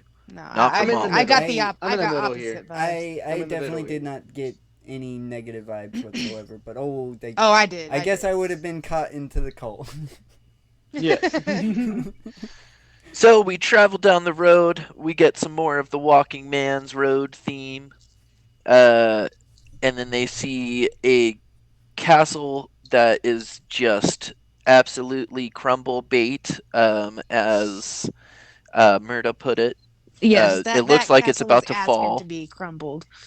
Um, We know as soon as we see it, there's going to be a Mhm. crumbling castle sneaking. Oh yeah, they're ready. Oh, there's Crumbling no doubt castle. about it. when they see the castle in the distance is our first introduction to the Red Bull. It comes out of the castle and it tries to run down the unicorn. Oh, it Which- comes all right. I love how the Red Bull is drawn. Oh yes, for sure. Yeah, It Like is it's a Yeah, genuinely design. scary. yeah. And it kind of almost seems like it is both magical and mechanized at the same time. Yeah. Like, at least to me. But, like, I know that's, like, not maybe everyone's interpretation of just the way that it moves is, like, very robotic to me. This is another tiny nitpick. I felt we didn't get enough on the Red Bull to really understand what was going on. Absolutely. Yeah. Because was it being controlled by the king? Yeah, they never really explained that either. Was he keeping it like locked in key? They I I know mean, he I- had a mage, but I know How was he used 'em- controlling this bull? Yeah, like it doesn't. I was curious about it, and they didn't explain. I know he used the bull to jumping a little ahead. Sorry, I know he used the bull to trap the unicorns in the ocean, but how did you come about doing that? Like, yeah. I don't know if the bull just loves doing Don't that, know. so Or if his he's like, mage, yeah, conjured I'll it do up. that. Yeah, he did Yeah. have a mage. So, He did have the mage, so maybe it was a mage creation. maybe. So- But I wasn't mean, the I- Red Bull there after the mage left?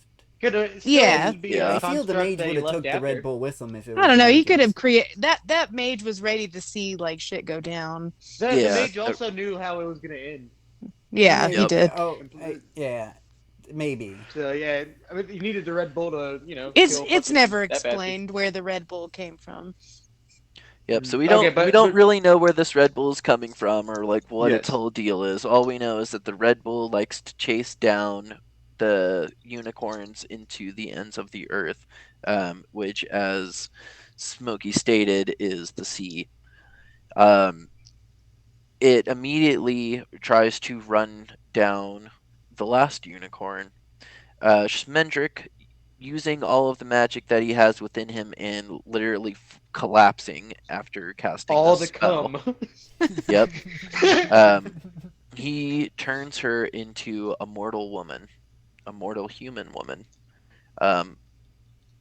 Then Being Uh, pro Jared, I'm not surprised she looks vaguely Sailor Moonish. Yep. Ew.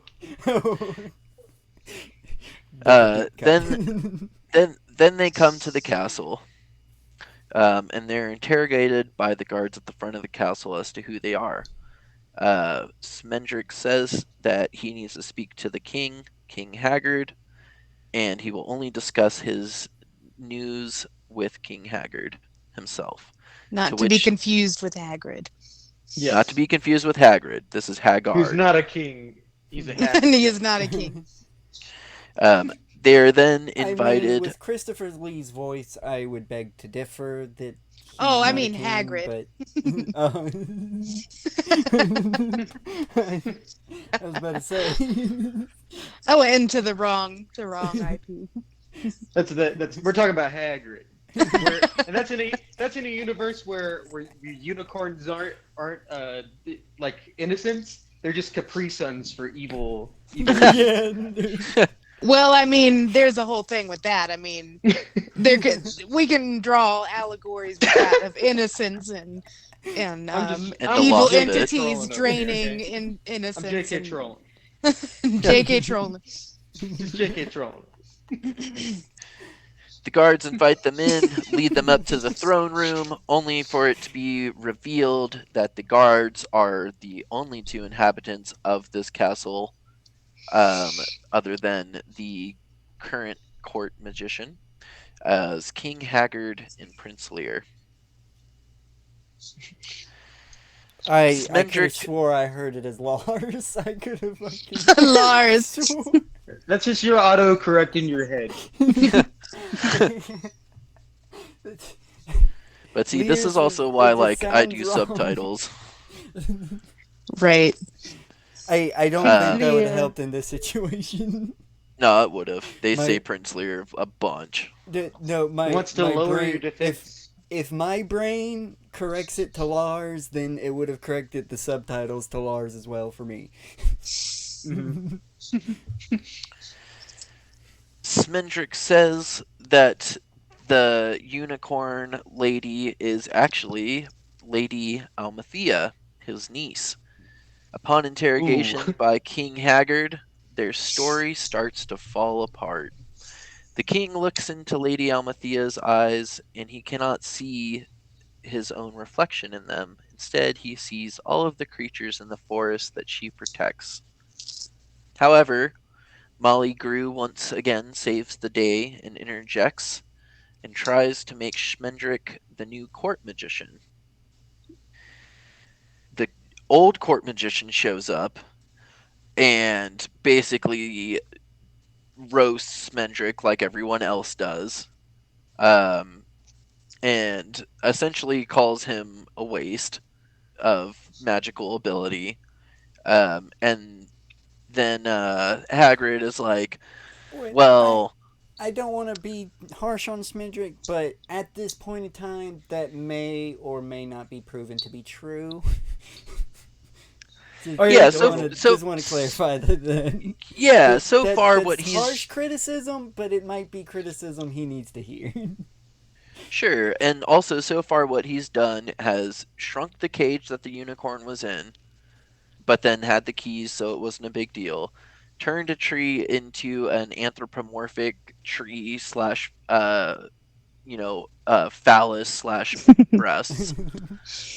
Mhm. And then shortly after that turned her from an immortal magical being into a human woman. That's 3 fuck ups. Yep. Yeah, he's a huge fuck up. You know, in baseball, he'd get the fuck out of there. Yeah, totally. And then King Haggard says, well, I've had the best court magician ever, so let's try having the worst one ever, and let's see how that works out. The original court magician gets extremely upset, starts to cast all this like wind magic and starting to go crazy in there. And then he sees the Lady Almathea, realizes what she is, and is like, "Oh, okay, I'll bounce then. That's fine. You let your own doom into your front door." Nice. Yeah, he gets a good cackle from it. Yeah, he does.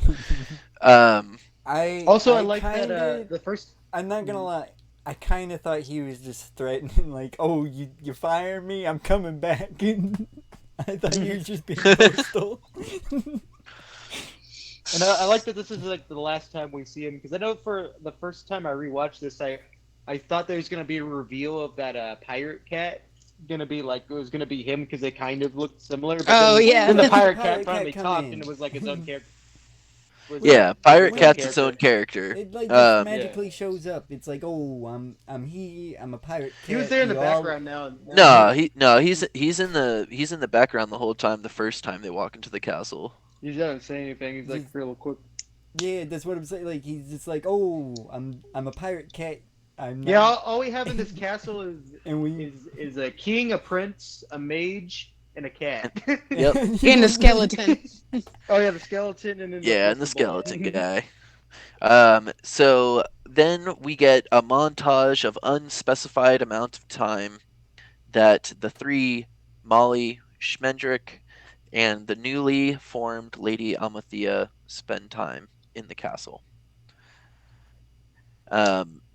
We see Schmendrick performing various magical tricks for King Haggard, and King Haggard just with 1,000-mile stare, just kind of letting him do his thing. We see Pirate Cat interact with Schmendrick's magic in various ways and kind of screws it up for him. And then, of course, we again see Molly as the primary cook for the other people in the castle. Definitely like takes the role of peasant within the castle. And then we also get I mean, a montage of if Prince you- Lear. if you're living with 4 other grown ass adults that refuse to do anything, what else are you gonna do? Yeah, just the king's just like, I like to look at me. Yeah, And that's Smidget something could I'd be like to touch helping- on. Smidget could be fucking helping. Althea could be the unicorn could be helping out, and Lars Schmidt's got a or juggle. Lears, whatever right? his name is, he could be. Yeah, helping out Schmendrick's every- got his hands full. I mean, Yeah, So for Prince Lear's part of this montage, we get does him. jack shit. Well, we get him going and fighting dragons. We get him going around to like other places and riding his horse dramatically and going into fights and succeeding and bringing back all of his trophies of death to Killing all Lady her friends. Almathea. Killing all of her friends, yes. Yeah, see, I'm supposed to be impressed. Now, while this is happening, the only shots that we really get of Lady Almathea during this montage is her shown standing on a fairly high tower on a balcony and staring out at the sea.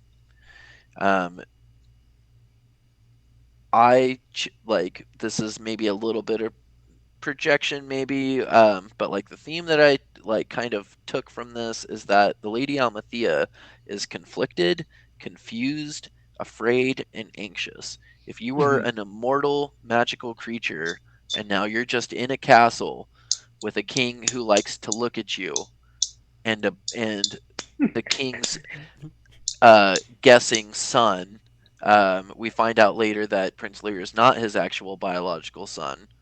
He just found him However, and he'd like to look Yeah, I at mean, him. it doesn't really seem to matter Yeah. much. Yep. So I'm we not have surprised. her just sitting there, and like Prince Lear's constantly bringing her trophies of death. We have Molly kind of, basically telling Almathea, "Well, why are you so mean to Prince Lear? Can't you see Hated that that. he's Piece in of love shit. with I you?" hate- I He's a hated piece of shit that. that time. Yeah. And then we have in the actual highest tower where King Haggard probably sleeps, we have him just watching Lady Almathea constantly. So she's under surveillance by the combination of Prince Lear and King Haggard. And so as a part of this theme of What else conflicted, what else is King Haggard gonna do? I mean, what else does he gotta look at? He's got that weird grandfather clock. He's got the skeleton dude. Ooh, I And the Red I do Bull. enjoy Like, looking you at can- that.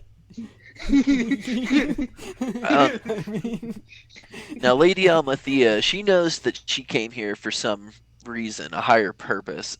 However, the longer she stays human, the more and more she forgets that she is the last unicorn and why she came here in the first place. during Keep that in mind. this montage scene, what we can see is kind of the societal pressures that a lady, you know, developing in that age range of like what 13 to 15, often Also, earlier. synchronicities with I Spirited Away. did not get that age with Boy her knows that. whatsoever. I get that she was like So 20 I'm gonna years old. Yep, I'm not referencing that. I'm not Okay. referencing how old she looks. What I'm referencing is we have a very clear defined person who's now uncomfortable in their own body, doesn't know why they're doing anything, and is, trying to, like, is receiving misplaced affections from one man, and then has another man who wants to ogle her, wants to And look is at also her, being pressured by this other woman, like, and why, is like, being why don't you pressured. like him? Which Yep. I always hated that. Like, He's so that always nice kind to of, you. He's I such don't a know, that nice kind of, man. it kind of always ruined Molly's character for me, is like that flip flop. Like, He'd make a good husband. So this is why, like, ultimately, this is I get why I that. take the I theming just of have that. to. I understand where you're coming from. I want to explain that I'm making a disconnect because I honestly feel it doesn't even have to be a mythical creature. If you're just like a deer and you wake up and you're suddenly a fucking human, that would be quite a jarring experience to Yeah. have Oh to yeah, overcome. totally. Like I don't Totally. like this is why I can disconnect from it being about a teenager of coming of age. It's But that's- like any but that's- anything that is in You this just explained the situation is analogy, like, though. Yep, he sure did. You explained the analogy though right there, that it's like that coming into adulthood can be akin to waking up and then all of a sudden, what the fuck, I'm an adult. Like I totally get It's that not feeling. Of just- course, that's not exactly how it happens. I'm but not stating that mentally, a deer could wake up as a fucking human child and still have the same experience. I will Yeah, say, yeah, oh, yeah, as okay, A woman- I'm gonna pull the as a woman card. One Yay. day I you knew it was wake gonna up come. and I'm glad. proverbially you're, as a woman, like, the first day you wake up and you have your period, you're like, what the fuck, what the hell Red is Bull. The happening? Red The Red Bull. Bull, the Red Bull. Yeah, yes. Yes. I'm glad someone else got that too. Everything I actually is think that's what the Red Bull is. different and Yeah. scary, and people are treating me differently. Like, why is this random And guy my who I don't know body- anything about body is like feels all up in my different. space? My body feels Yeah. different, and I don't feel invincible anymore. She's having her period. Banish her to the woods. Yep. Um.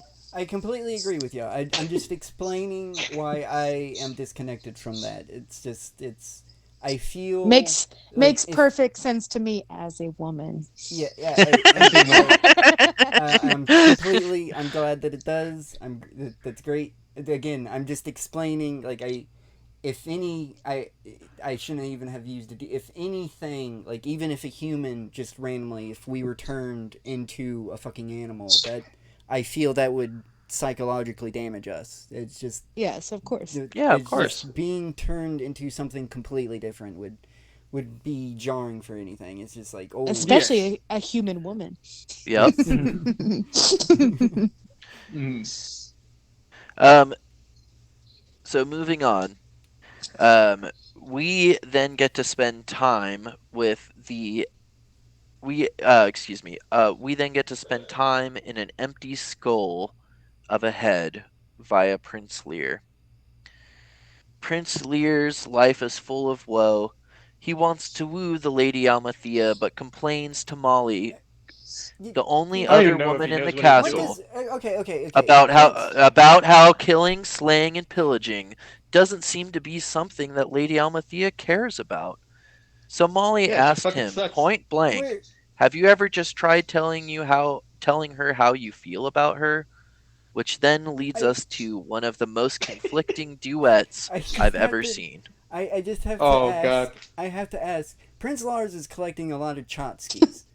Where are these fucking Jotskis? This castle is so empty. There is no decor. There is no decorations. Well, not There's not that a we single trophy. There's nothing. because we're not focused on it. I think that there probably is I a just trophy room feel- in the castle, but I would have liked I to don't. see No the one in trophy this room. film. Who Well, doesn't want to see the trophy room? He's There's collecting I gotta don't. be a dragons' there's heads. got well there's He's gotta be a room collecting dragon of I don't. there's gotta be a room of King Haggard's discarded, fancies somewhere. Absolutely. Smokey wants the Dark Souls background lore of going into a secret room and then. Well, you don't get it. Where's O.J. Simpson's hand? Maybe maybe King Haggard just throws everything into the ocean like he did the unicorns. Yeah, he probably does. And then every time he Just throws it into throws the it in the ocean is the trash. ceremony, and that's how Prince Lear gets all of his self-made Yeah. badges. He just like, oh, Dad threw He another just one in the fishes ocean. them out of Sweet, the I get ocean, a yeah. badge now. Yes. I did laugh at that this time because I feel like I never focused on that. King Lear or Prince Lear has so many like medals. He has Yup. so many like decorated Never medals given on one. his Yup. armor. He just All his gave war like he crimes. found them and gave them to himself. Absolutely. No one is giving him these. No one, yeah. Haggard's not giving him badges. Yeah, he went out like Where are slaughtered they the village, getting and the he was like, badges? "Oh, I defeated that army." He's getting them in the ocean. King Haggard's ocean is full of treasure. Exactly. Oh, yeah. King Haggard ain't got no spare badges to be given out. No, he does. He just throws them away when he's bored with them. Mhm. So after the scene of Prince Lear, telling Molly how he feels about Almathea and getting the wisdom of Molly, we get the duets. And again, I'll restate this. This is one of the most conflicting duets I've ever seen. And upon further thought, I actually think that's really intentional. I think it was intentional. True, but in my personal opinion, that was the weakest song for me. Well, it's Jeff also Bridges can't sing. it's also a reprise. It's also a reprise of Amalthea's song "Now That I'm a Woman," which we actually didn't talk about, but Oh, my bad. We get that during the montage, right? yeah. Or after the castle montage. Yeah. So again, also very heavily. Fitting, it'll be forgotten. Yeah. Right. My bad. That's what you get for having a male As a writer. man, yes. Yep. As a man, I intentionally left out. Did it on purpose. We don't want to hear the song How "Now I'm a dare Woman." you. This woman song. Woman. How dare you. But yeah, I actually thought that the woman song does a really good job of expressing to a younger audience who may not fully grasp this concept yet of oh, she's having to go through such a huge change in her life, and also to the older audience of yeah, that's what happens of becoming an adult woman. Yeah, I really like that. I like the "Now That I'm a Woman" song. Prince Lear song is dumb because he's just not great. Yeah. Yeah, and that is very accurate. The Lady Almathea song is focused on what is she meant to do in this world? Who is she? Has she forgotten her higher purpose? What is life now that I am in this completely different vessel? What it's very questioning and introspective on how do I feel feelings? Why do I feel feelings? Which I thought was really great. Meanwhile, Prince Lear's song is an expose on how he cannot write poetry, but that he does love Lady Almathea. And why don't you like me? Yeah, pretty much. He's a nice guy. Well, Lady Almathea just doesn't like nice guys. I'm being too harsh on Prince Lear because if you No. think about it, no, I don't if think you so. if you think about I it, think you're being just this fine. man has had no socialization. He has just been in this castle with this crazy man all of his life, and he's he's to his credit not crazy like this man is, That's true. his pseudo father. His father stares at him and he's like, "I feel no love. I feel no love." I think I think he's doing the best he can in his situation. Yeah. Though I Um, think he should. I don't know why he has not left. I mean, I Yeah, feel that's like he what I was probably about could to have say. left. He should just fucking leave. King There's Haggard no looks point. pretty fragile. I don't. You just give him a Family little guilt. push. I don't Little even push think down King the stairs. Haggard cares. I don't think even King Haggard cares that he's there. I think if he Yeah, I left, don't think he wouldn't- cares either. he would just. I Be mean, like, he was "Oh, raised, but he's the only I gotta person get who another fucking orphan. knows. I mean, I think he's just like he's this poor Prince Lear is not like he doesn't even know people. ready for a fun fact? Sure. Fun fact. All right, fun fact. So in the original book, there was a town at the base of this castle, and that town got to have the best and most prosperous of all aspects of life. They had nice houses. Um, they had like no fires, no, the exact perfect amount of rain. All of their animals were always healthy, and people only ever died of old age. They never actually got like any type of sickness. And during medieval times, of course, this is essentially a utopia. However, the reason it was like that was because if there was ever a child that lived in the town, it had to be sacrificed for the continued prosperity of the town. And that is why in the town, everyone that lived there was like well over the age of like 30, because if they did have a kid, then like it would have to be uh, sacrificed, and that's Nice. where Fucking Prince Lear, Bale. that is where Prince Lear comes from. Oh, Well, shit. Yeah, no context for that in the film. Yeah, there's Nope. no context to that whatsoever. He's Um, just a sheltered orphan. That was- literally Gehenna, or I think that's what it's called, Gehenna, from a fucking I Bible. honestly suspected King Haggard to have Batmaned his parents. Yeah, he was Yeah. simultaneously the Joker and the Batman. But anyways, so after this duet, King Haggard very roughly interrogates Lady Almathea. He figures out that she is a unicorn. Meanwhile, Schmendrick and Molly are working on a plan to defeat the Red Bull, which they learned of through the riddles of Pirate Cat. How do we feel Yes. about Pirate We Cat? love Fucking Pirate Cat. Pirate Cat's MVP. the best. Yes, The we would best. all die for Pirate Cat. Fucking Yes. that I was loving Pirate Cat, but then Pirate Cat spoke, and I was like, I must worship Pirate Cat. Yeah, totally. Yeah. So Pirate Cat is a black I- cat with white socks and white tip. It has a peg leg on its front. It has almost anthropomorphic front paws that kind of, or off single front paw that kind of looks like a hand a little bit in a couple of scenes, and a peg leg.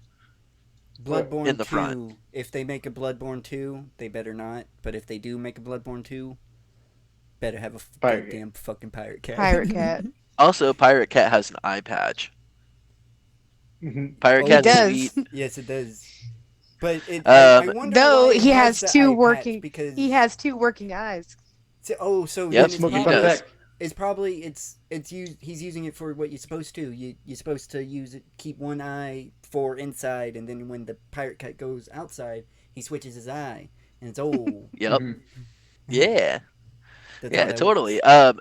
Yeah, and then also what's really cool about Pirate Cat, Pirate Cat's telling Molly of like, oh, there's so many secrets in this castle. I know the secrets of the Red Bull. I know the secrets of the magician. I know the secrets of King Haggard and where he And keeps all the he doesn't unicorns. Say And shit. Molly's like, well, where? Tell me what to do. Tell me where to go. And then he gives her a riddle. And I cannot remember the exact quotation of this riddle. However, it's vague. It says something of like, when the laughing skull tastes the wine, When the and wine it's the drinks right time. Yeah, when the wine drinks itself. Yeah, when the wine drinks itself. It's this whole thing. And Molly's like, why won't you just give me a straight answer? Why must you answer every question with a riddle? Pirate Cat has the best line for this, which is, because I'm a cat. Cats always answer in riddles. I be a They never- cat. Which Yeah. Yarr! They never want Yeah. to go through the damn door. I- They want it open. to be They're not honest, going to go through. I think that's a little misleading. Cats sometimes are just assholes. Yeah, for sure. They're not gonna Yeah. not gonna answer your question whether They love to be assholes. they're Yeah, the they do. asshole that listens to your question. They hear you say the question, but they like refuse to say anything. I think this cat was very generous with the information that he gave Totally. Molly. Yeah, I mean, he Oh, yeah. definitely was a loving cat. That's And how that's you know it's because a loving it looked cat. like he and Molly had a little bond just It from being in the kitchen. it acknowledged your existence. It loves you. You know this cat is Yeah, sitting, pretty much. sitting by the cooking fire and giving pets. Oh yeah, Oh, yeah. totally. Now we get to the climax of the film, and it has Molly and Smendrick talking to the literal coolest skeleton of Yes. all time. Also, My I mean, favorite probably characters. the second best character. I don't know. Oh, yeah, I don't know if it- Pirate Cat or Skeleton is better. They're both awesome. It's hard to say, it's yeah. my two favorite things. It's hard to say. I love my skeletons and I love my cats, so it's like, oh, it's choices. Yeah, totally. The skeleton has a cackle very reminiscent of my full stomach laugh, which I think I've done here a couple of times. That's the high pitched cackle for all of the viewers out there. And the skeleton's wild. The skeleton's clearly insane, but like somewhat sane, and it's great. he's says- lonely. Yeah, he's lonely. He said he says a whole bunch of things, and eventually he's kind of Smendrick. lonely on his own accord. I think he does that. I think he's done that to himself. Well, I mean, who? There's nobody here. There's nobody Yeah, here to talk to. there's just Haggard and Lear. And why is Haggard no longer staring at the skeleton? You know, he was staring You know- at the skeleton for a minute until the skeleton kept running his mouth. It's still pretty cat, loyal to you know, him. the cat probably comes by and like, it's like I could sit here and talk to you, but I'm a cat, so I'm not going to do that. Oh, no. I'm Yeah, going to that's what you assume wanted the to do. skeleton is Yeah. missing- the skeleton is probably missing some of his bones because the cat comes up there and knocks one or two off every Oh, so yeah. often. Yeah. And there's no one around to put it back up there, so it just like gets crushed eventually. So Molly and Smendrick are talking to the skeleton. Smendrick, ever the quick wit, figures out how to trick the skeleton. Skeleton gives him the final answers that they need, and it tells them to walk through the clock to get to the Red Bull lair, and they are really not sure what that means. However, while this is happening with Molly and Smendrick, we flash back to King Lear, King Haggard. I keep Yeah, saying King it's- Lear because of Shakespeare too. Yeah, it's really hard I not think you to mean say Lars. King Lear. Prince Lars. Yep. So we flash back to King Haggard, and the final confrontation of King Haggard and the Lady Almathea is happening. He is done with her lies and starts, he threatens violence. So in other words, this young lady who's really not sure of like what she's doing cannot give this man what he wants, so violence happens. He forgot to take his old man pill. Yep. So the Right off violence the is wagon. happening. He is swinging a sword at her. She's running away, and then she gets down to the area where Molly and Schmendrick are, and they all decide to run through the clock. Smendrick turns back, says, "Oh, I'll protect you. You guys go on ahead," and has My question: protect them from what? They're King Haggard. what? Yeah, King Haggard, who's actively swinging a sword at her. He's actively trying to kill. Yeah, he's I actively get that trying to it's kill sharp. Lady I Almathea. get that it's sharp, but do you honestly think he that skinny, decrepit old man has enough strength to swing that sword to do any kind It's of a damage. normal reaction to a sword being swung at you by anybody.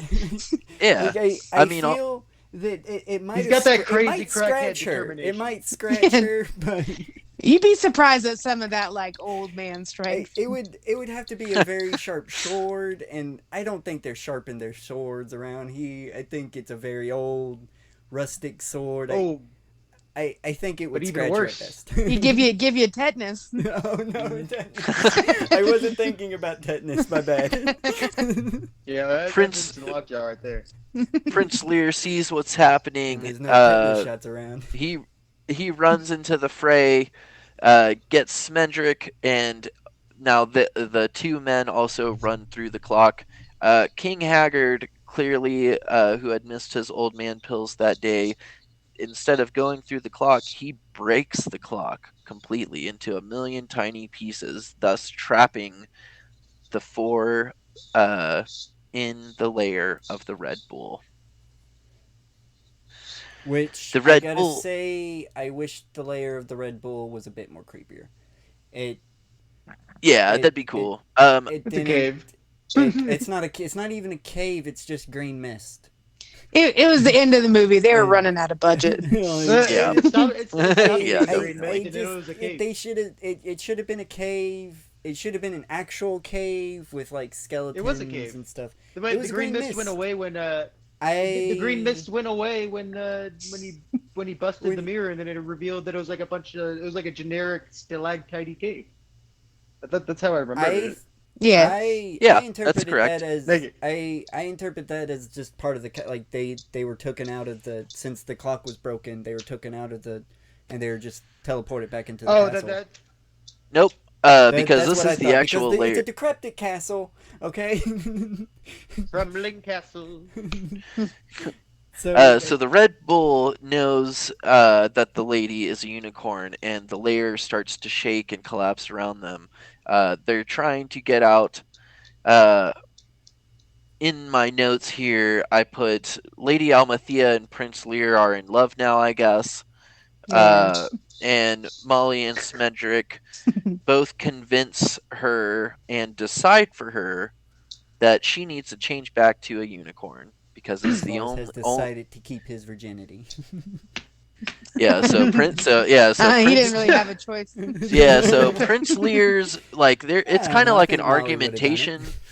It's kind of like an argumentation between the four characters, and it's kind of like, well, I'm not, Schmendrick's like, I can't make this decision for her a little bit, but then eventually is like, okay, I will make this decision for her. Prince Lear's like, oh, but I love you, and she's like, oh, I love you too, like, oh, I want know, to I be a wa- human. I want to be a human, and then Smendrick, then prompted by Molly, basically lays down Oh, the law And I and do is want like, to, before you go I- forward, there's something you missed there. Lear, I just want to give some credit to Lear because Lear says like, no, you don't want to be. Human. Yes. Remember Yes. I No, also I don't. I also have thought of something. Molly's flip flopping. Molly's flip flopping when it comes. Molly's to... a classic flip flopper. Well, her flip flopping can Oh, be yeah. explained by that is the fantasy that she wants. So why wouldn't another person want that? Everyone fantasy? is projecting yeah what they they're- want onto this unicorn, She- onto she this had a- woman. So Yep, she had a just settle like for Schmendrick. just like in real she life. Wants, Except for Prince she Lear. wants Lars. Except for Prince Lear in this very last moment. I mean, up until now he was. But then this last moment, he's like, oh, yeah, you should be free. If you're a unicorn, I shouldn't keep you. But if you're a Yeah. woman, I should have kept you. Yeah, Yes. pretty much. Which- You know what? There's He a theme. shouldn't- There's a theme. he shouldn't There's a theme in commit this movie. It's like, bestiality. yes. There's a theme in this movie of look, like you could even see with like the unicorn has agency. The character has agency when they Smendrick has to ask to go on the journey and stuff. But then all Right. that agency goes away when she One- turns into a woman. Once she's a woman, Yup. yes. And then everyone, Exactly. everyone decides everything for her and gaslights her. So the- and she can never do anything right. Yeah. So the lesson here is if women become unicorns, turn into a unicorn. Right. Okay, I'd love to. Thank you. I I mean technically No, that's the lesson. Yeah, it- I mean, no, Smooch hit it on murder. the nose here. I just It's want it's to look at accurate. it. I just Women want to need see to turn into I just unicorns want so to that look they on can the actually have agency. what is on the screen. Murder. I is am a fucking- unicorn. See? Which Oh yeah, you already got a head start on that. I will say I do have a unicorn obsession, probably because of this movie. So, I it plays out. Yes. So Smendrick kind of lays down the law with her and is like, you know what? This is not your natural form. I should have never made you into this because definitely I'm the one that did it. When really, like, I feel like he just kind of was a conduit for the magic that is in the story. And then turns her back into a unicorn. This prompts the Red Bull to chase her.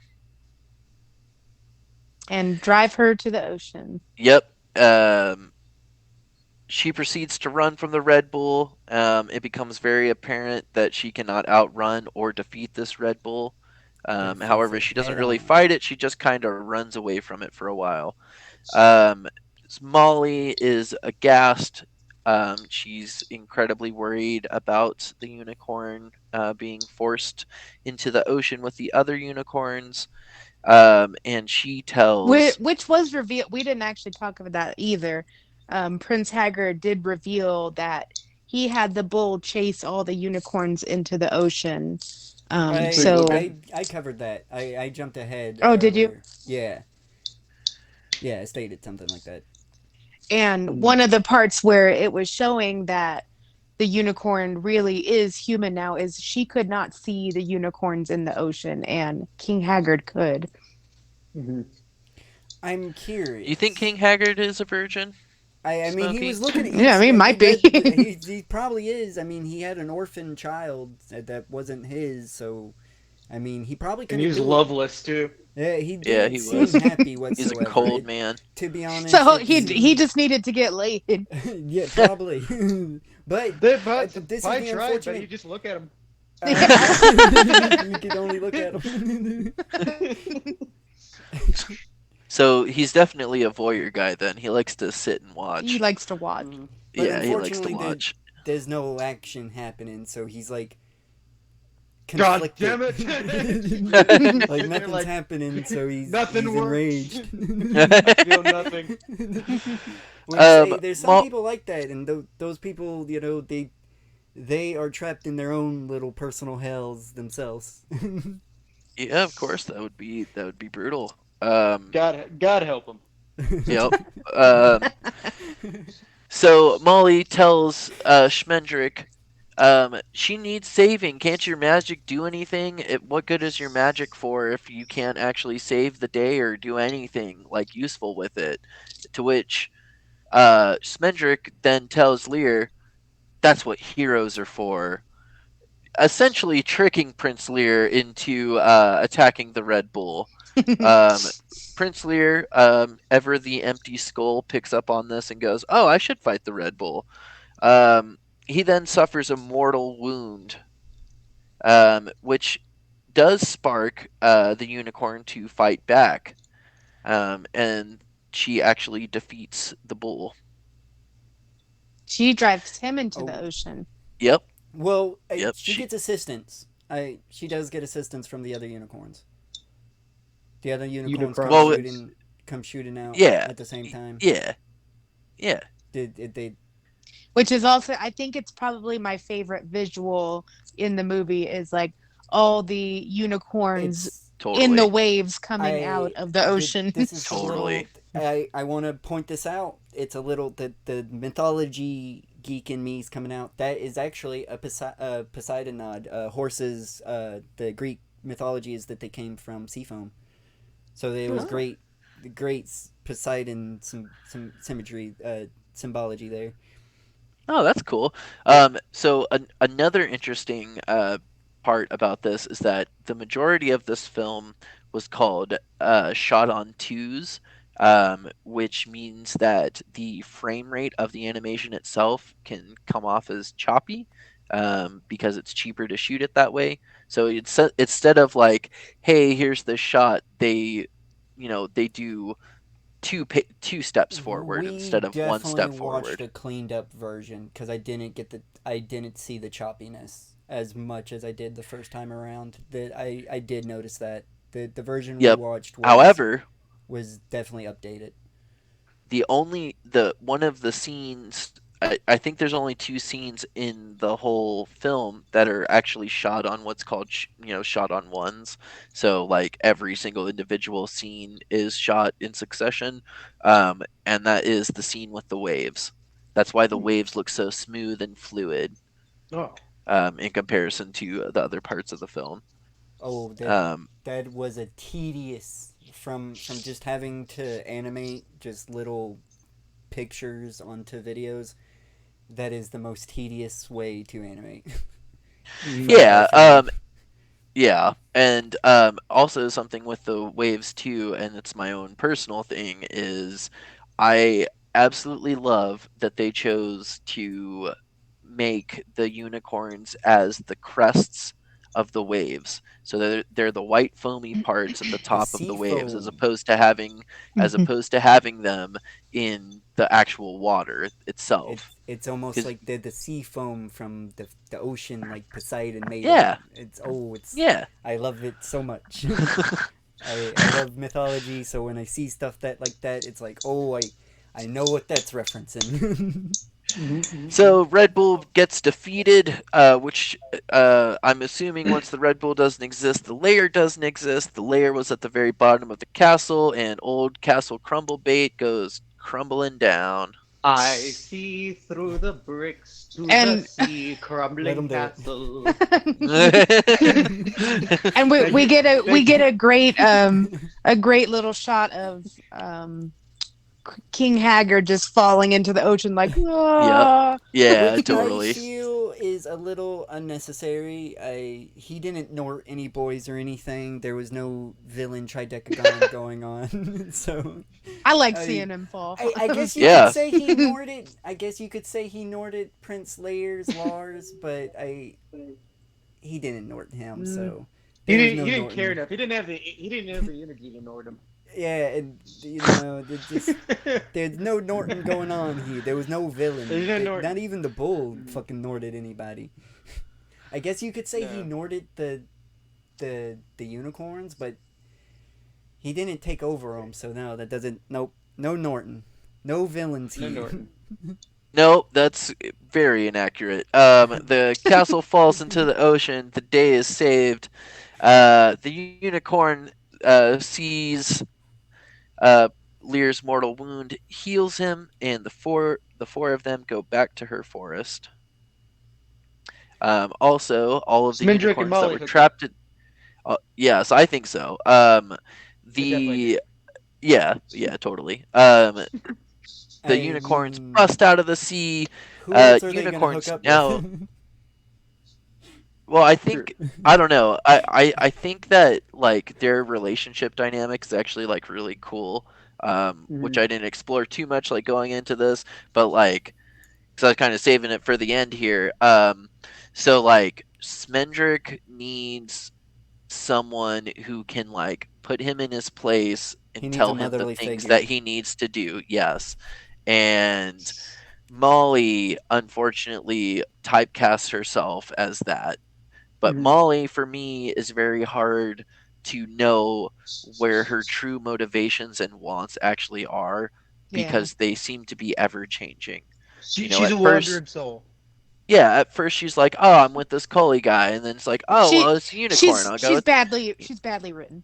Yeah, she is. She's very poorly written, which is unfortunate because I think that like a lot of I the plot wouldn't progression say- happens on her I shoulders. wouldn't say she's poorly written. I would say the way she was written wasn't really put forethought into. Because the way I count that as tackle, poorly written.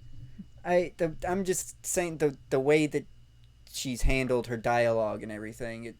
It seemed very.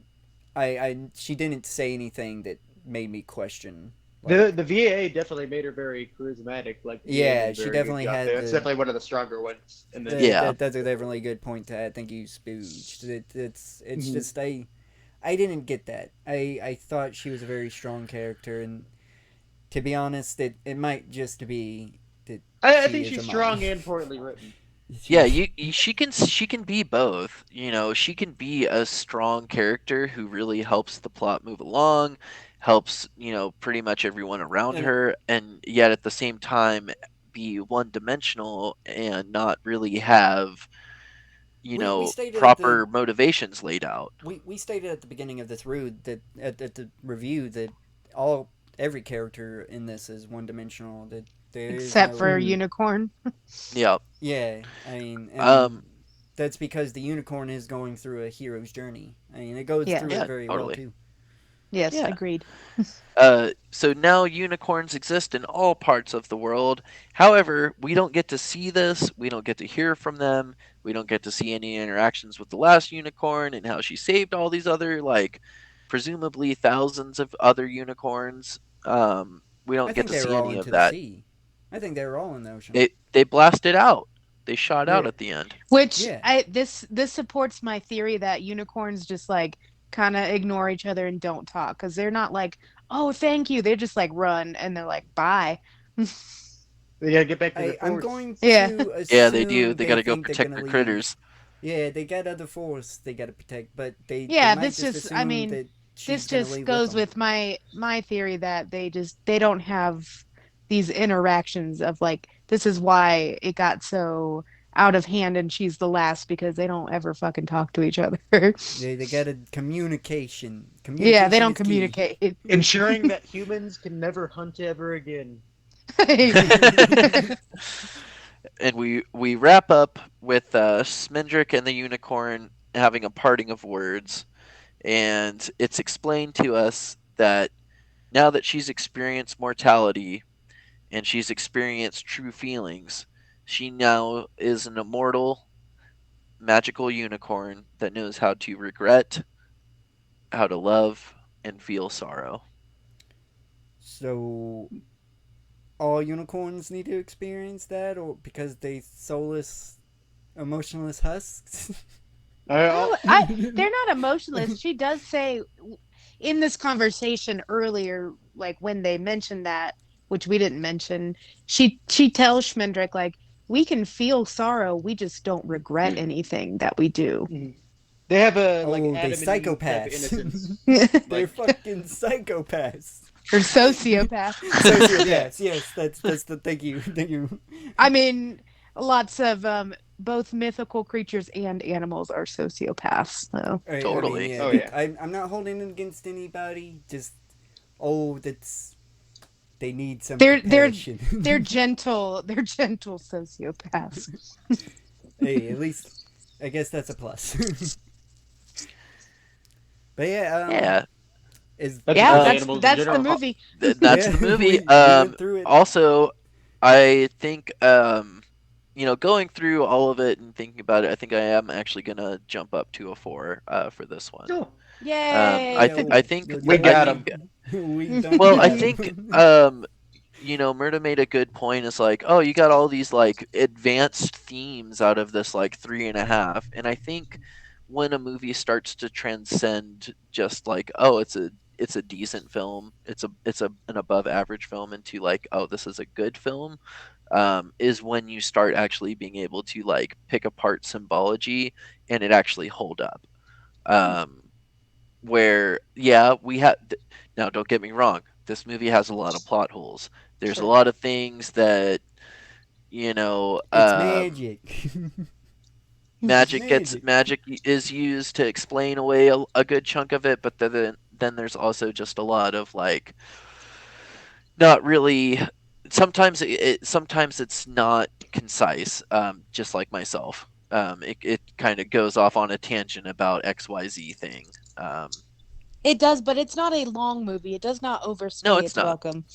No, it doesn't. And I actually think that this movie's right in the pocket for me in terms I- of like length for a film.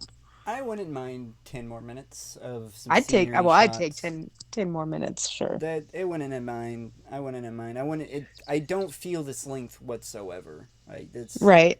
when it once the movie's over, it's like, oh, we're wrapping up already. Oh, okay. I mean that. I guess So that's maybe good. even too short for you then. A tiny bit. A tiny bit. Like I said, this was almost a 5. It's just there's so many nitpicks that I just can't I mean, give I it get it because it's that not full even, 5. it's one of my favorite movies, and it's not really even a 5 for me. You're only Mhm. giving it a 4, so Yeah. yeah. So I'm Because I giving do it think a. that there are some plot holes and there are some problems with some of the characters. I think I feel more strongly about Molly. Like, I don't really like her just because of this flip-flop nature and like just like, bitch, what do you want? Like, I get angry at her, and I get angry of how she treats Amalthea when she is human. Yeah. Um I so can I totally understand that. and I don't love her arc really. There's not much of an arc. I don't love it. So that's always bothered me. But oh, Her Mhm. character. since we're on this, let's all give our final rating so I can flash it up on the Final screen. thoughts. I am a 4.5 out of 5. Great, great animation for me at least. Great imagery. I love all of it. Even the sharp edges. I wish that we would go less of the smooth modern animation that we're getting and go more of this route. Just Mhm. I want some grit. I want to go to a movie theater and and hear some kids just bawl out of fear for no reason whatsoever, just because a tree just so happens to be a little too sharp, or uh, Sure. or a flash of red be a little too intense. We just don't. Agreed. I honestly like most of the PG-13 like horror movies I see in the theaters don't even go as far as like an old Disney movie. No, it's so safe now. It's we don't Hmm. we would never get this if this was made today. Everything would have It been wouldn't be good. smooth. Everything the castle would have definitely looked like one of the Disney phallic castles from Atlantic. They would definitely just have smoothed everything out and gave everything just a a Mhm. feeling of safeness that this movie would not be able to convey its message properly with, in my opinion. Agreed. Yeah. I Mhm. have there. I almost was a solid 5 out of 5, but again, I there's so many nitpicks that I just can't give it that full point. Mhm. Sure. I think that's fair.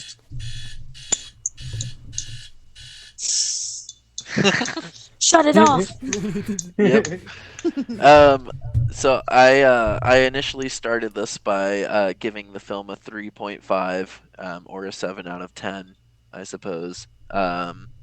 You know, and I think something that really pushed me over the edge um, is one, having a woman's perspective on this film. So thank you, Murda.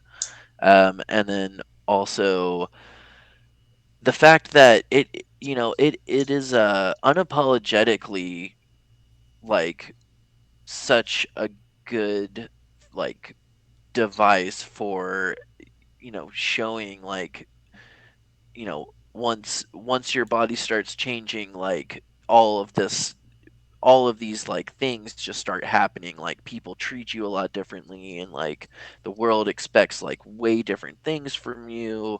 You're no longer this just like entity. You now belong to society, and as such you are subject to society's whims and wants out of you. Um, and I think that is what really pushed me over, is um, going back on my notes and like really examining that a little more closely. So that's for me why I give it a 4 out of 5. Nice. One Who of you, next? Spooge, Murda, one of you two. I mean, I started with giving this a 4. After all this, I'll bump mine up to a 4.5, which is should kind of be obvious because, like I said, this is kind of one of my favorite movies. So why am I giving it a 4? And if I'm thinking about other movies like, Spirited Away, I gave a 4.5. I'd probably watch this movie again before I'd watch Spirited Away, just because of the length, not because of anything else. I think just because of the length itself. Plus, I could put this movie on just purely for aesthetics, all the blues and unicorns and landscapes and animals. Like, I would just watch that just to watch that. It's seared into my brain and probably helped deform my brain as I watched it so many times as a child. Yeah. So 4.5. Nice. And then yeah, I gave it a 4.5 as well. Liked it a lot better this time rewatching it because I think we actually watched it this year, didn't we? It was last year, I think. Was it last year? I didn't know if it was the beginning of this year, but yeah, I don't know. I just got it more, and also I think just like I was able to like kind of like meld into the backgrounds and everything a lot better this time though. I mean, I feel like there is just like one little thing that just prevents that 0.5 is just like one little it factor that makes me that keeps me from just wanting to come back because I would say that just to show like how arbitrary, especially just of how arbitrary my rating system is I think on the books, this movie is a better movie than movie that I wanted, and we'll discuss it after that we might anyway what we might review next, but as like a movie like Wizards, which is compared to this a lot longer, has a lot more issues with its animation, has a lot more issues with its voice acting, has a horribly like a mess of a story, but I would give that movie. Why are you shooting down your picks so hard? But it's a 5 out of 5. Okay. I mean, I All get it. I get it. It's His rating personal. system It's the ratings are personal. Yeah, the rating Yes, is the ratings more are personal. personal. When And unless we all agree that the film deserves a more personal rating. That's the God tier. Yes. Yes. Yeah, so that's all of our ratings.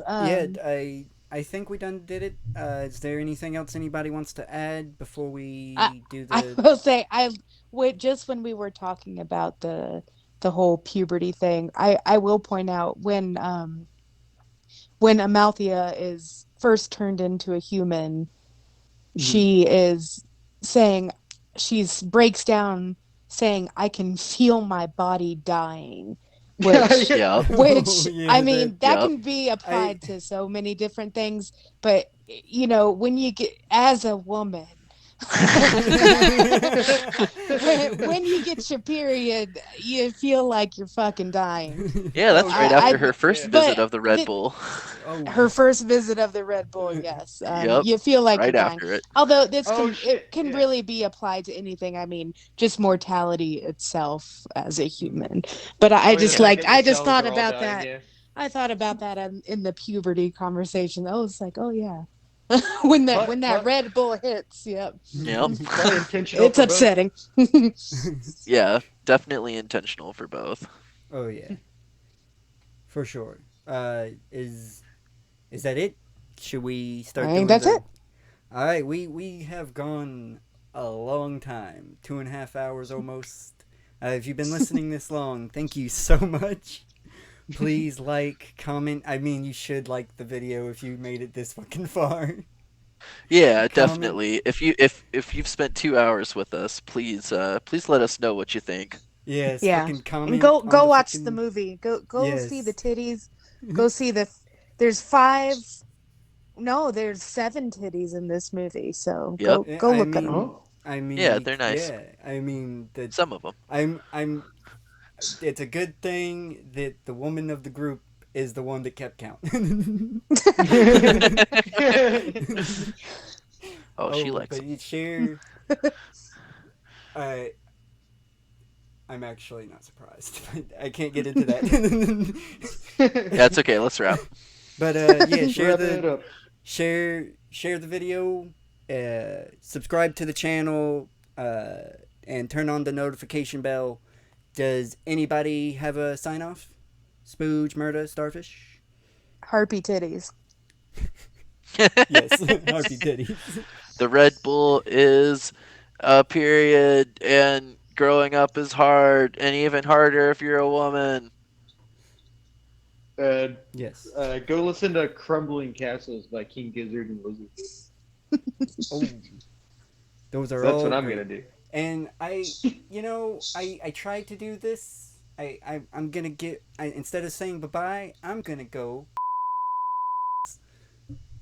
Oh, see you next time, folks. See ya. Fuck you, piece of shit.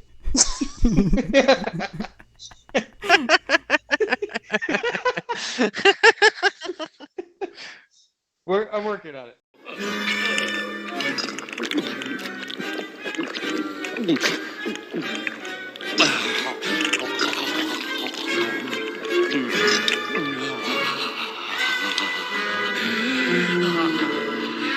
That was the real stuff.